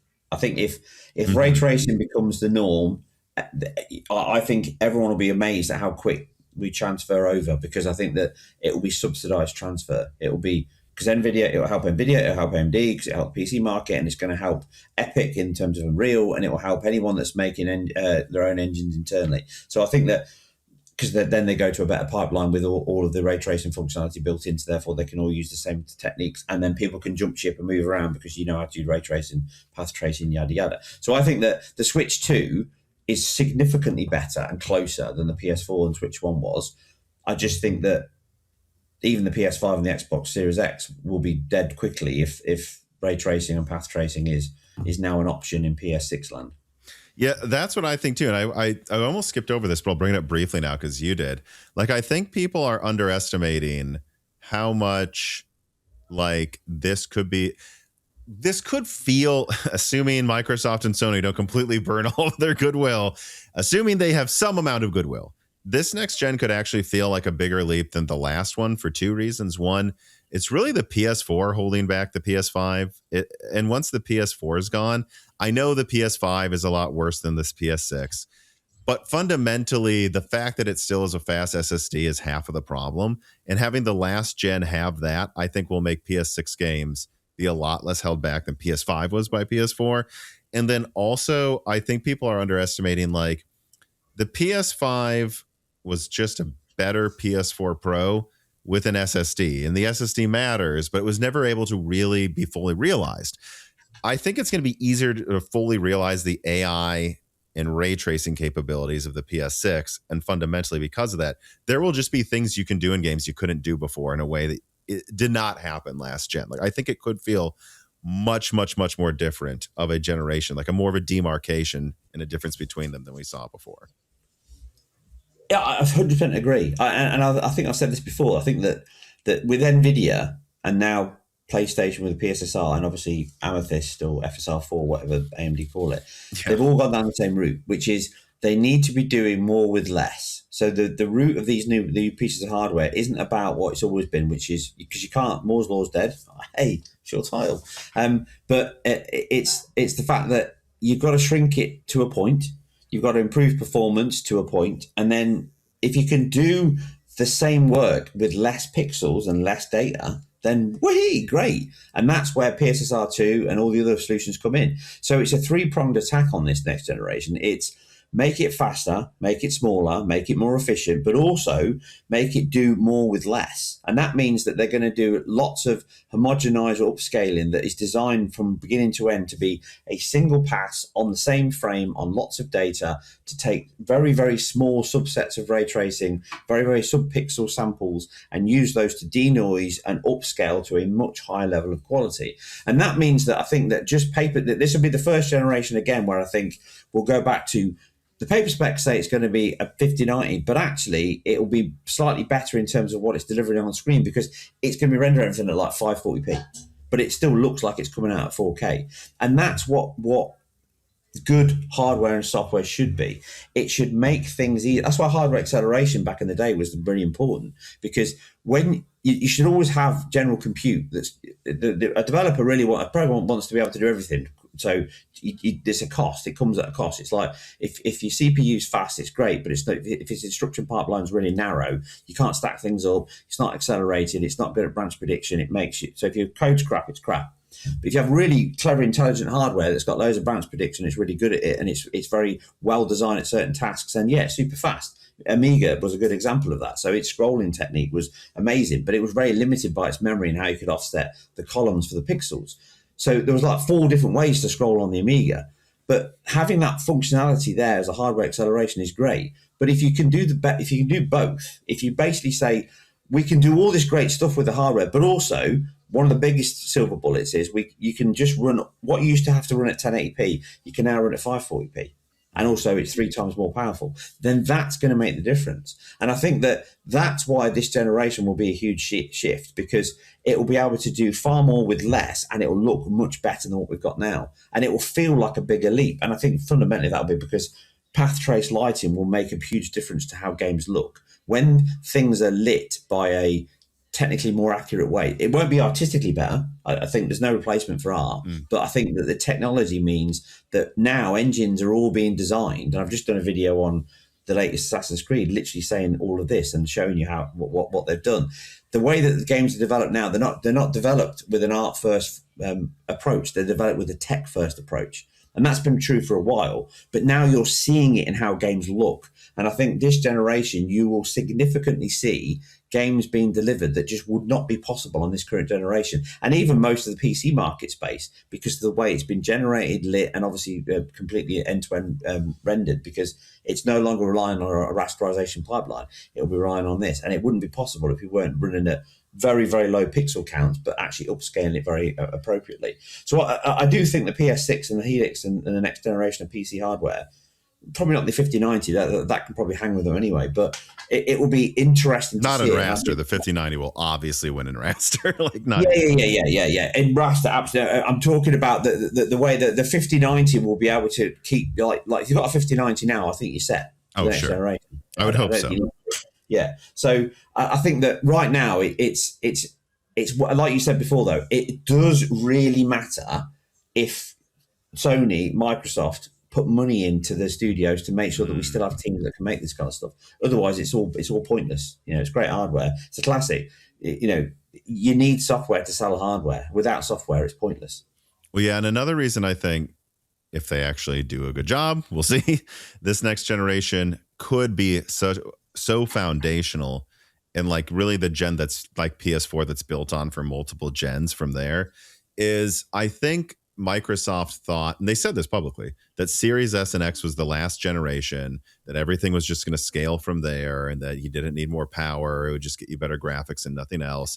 I think they were off by a single gen because the ray tracing and AI just wasn't there, but also because an example I've given is like the reason I think the PS6 handheld will still look pretty good is because it's just fast enough with just enough RAM. Like going from like scaling from PS6 base to the handheld, I believe the difference between 4K 120 and 1080p 60. Yeah, I mean, it is. It's right. That's an eighth the pixels per second. And so you're like, oh, well, from that perspective, that's why it's so scalable. An eighth of 4K 120 is still 1080p 60, and that's acceptable. The problem with the Series S, besides the obvious RAM issues, was that if you go to an eighth the performance of like 1600p 60, you're in the doldrums, and it just wasn't enough. And I think from that perspective, like we'll get to at least, they were just a gen too soon. The base wasn't high enough. All right, final question here.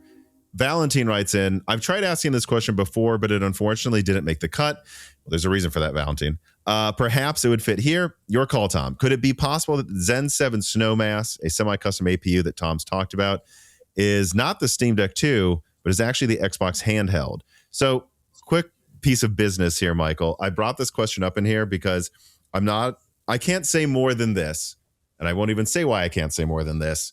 I theorized this could be some Steam Deck 2 thing because I thought, well, Zen 7, 2028-9, that seems about when it would come out.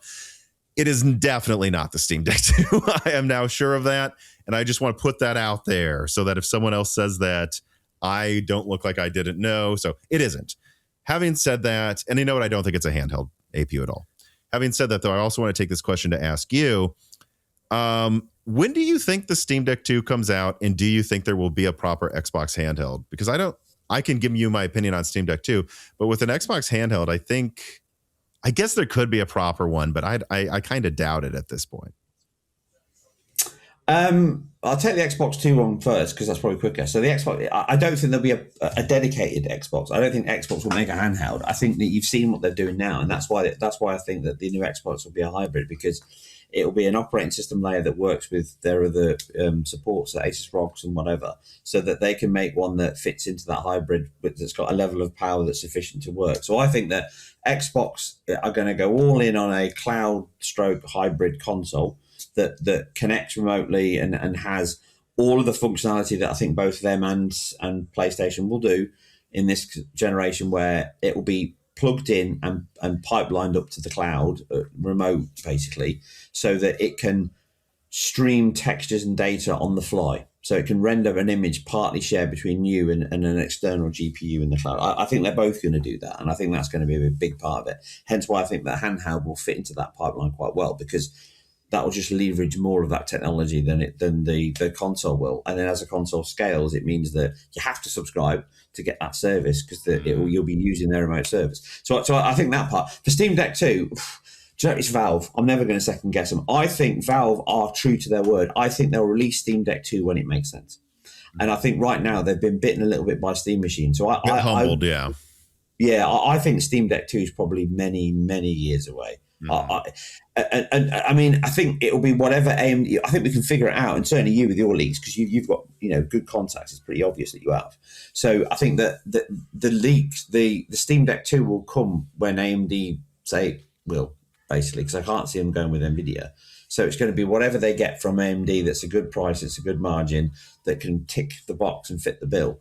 And it might be dependent on where the PS6 and PC is at the time when that comes out. So I would say 2030 is probably too late, but 2029-ish. I can't expect a Steam Deck 2 before the PS6, that's for sure. Oh, no, I just don't expect it. I think the Steam Machine is their gap, and that's bit them a little bit. I mean, the lazy thing. Actually, me and my brother just put out a short a couple weeks ago.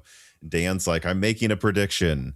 The PS7 comes out in 2034, because it's always 7 years. So I would say from that perspective, the Steam Deck came out 2029. That seems about as long as a console gen usually is. I would think, right, because not next year. I think we would know if it was coming out next year already. And 8 kind of feels too soon. I don't know. They can do things quicker because there's less custom stuff they do, but I could see 8. But yeah, so 29 seems about right to me. And I think fundamentally, if I'm Valve, I'm going to choose to launch the Steam Deck 2 after I've had a year to evaluate Sony's successes and failures.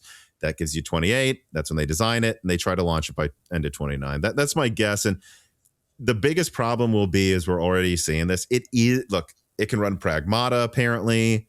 It can run a few of the latest games. It is getting to the point, though, where I think next year, half of AAA games won't run on it. In 28, most won't. And that's when people will want that upgrade as well. So I think something like that. But fundamentally, there's no need to do a new one until you need to, because it can't run games anymore, number one.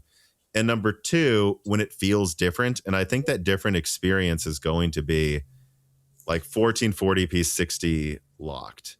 Right? Because it won't be enough to just go to 1080p or 60 frames. It already can kind of play some games like that.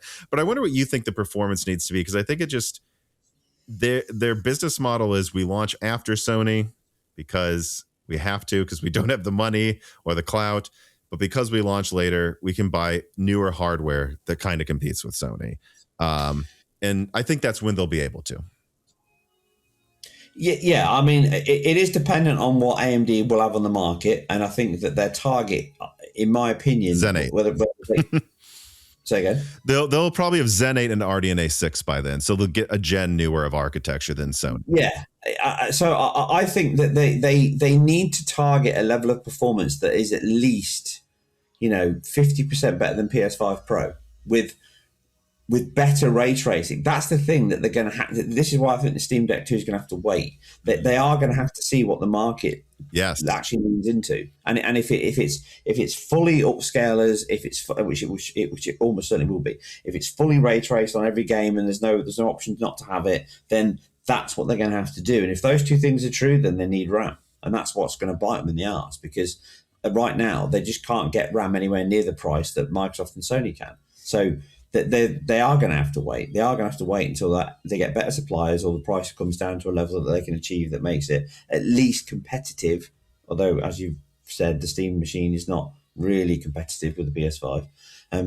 It might compete close to it, but it just doesn't offer the same kind of value. So I would say Steam Deck 2 is got to have heavy ray tracing functionality, and that means by proxy it's got to be 2029 at the earliest. Yeah, because I think what we've learned too is like Steam Deck 1 launched 2022. That's when RAM prices were starting to collapse. And I think now we know from the Steam machine that like, you know, Sony with the PS6, like let's say next year RAM prices are down 20%. That still means the PS6 would be sold at a loss, but Sony can look forward and go, well, yeah, but we project in 28 it'll be even 20% less, 29, 20%. Like we project out that, well, we'll take a loss this year. RAM prices will trend downward and we can sign these huge contracts because we're a huge company. Whereas Valve, what we've learned from the Steam machine is they're basically just buying the stuff off of Newegg. I mean, like they're not doing any large scale contracts, and they're basically at the whim for when consumers themselves can get RAM cheapest. And that's probably also 2028 and 2029, you know? All right. Well, I know you've got a hard out that's fast approaching. I really want to thank you, Michael, for coming on like the day before you go on vacation. Like thanks for working with me to make this work. And please plug yourself, tell people where they can find you or anything you want them to find. Thank you very much for having me on. I appreciate it, Tom. Thanks. I always like having a chat with you about tech. You can find me over on YouTube on NX Gamer or my website, binarydinosaur.co.uk. So I do articles, videos on all things tech, hardware, gaming, software development, and retro related. So if you are interested, check me out. But yeah, thanks very much, Tom, for having me on. Appreciate it. All right, everybody, thanks for watching. Thanks for listening. Like, subscribe, share, comment, join the Patreon to ask guests like Michael questions and get access to Die Shrinks. New one of those will be coming out this week for patrons as well. And otherwise, have a good rest of your week, everybody.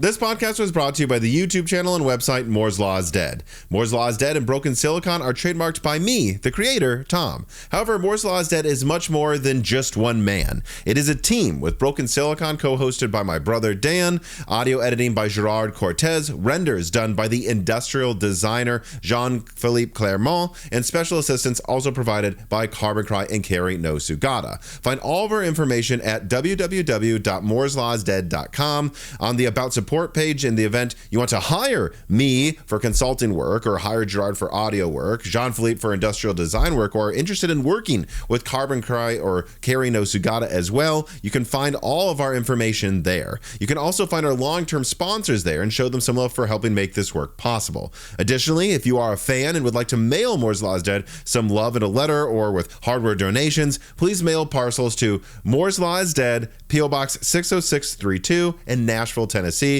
37206. And speaking of fans, patrons are what makes Moore's Law is Dead content possible. Every month and every day, actually, depending on the person, me, Gerard, Dan, Jean-Philippe, and more are working tirelessly to provide a steady stream of entertaining content and investigative journalism that aims to be as independent as possible from outside influence. Only direct funding from fans can make this possible in the modern era. And so if you have any extra money every month, even just $1 or $2, consider supporting us directly on Patreon. All members of the Moore's Law is Dead Patreon, even down to the $1.28 128-bit tier, get access to a catalog of dozens of essential Die Shrink episodes and the ability to ask guest questions ahead of Broken Silicon recordings. Additionally, higher tiers get access to the entire catalog of hundreds of episodes of Die Shrinks, and these include exclusive interviews with game devs and other guests, behind-the-scenes looks at Moore's Law is Dead leaks, and more niche coverage of subjects that really only the biggest gaming dorks like me and you would care about. They would not profit on YouTube, but they don't have to profit on Patreon.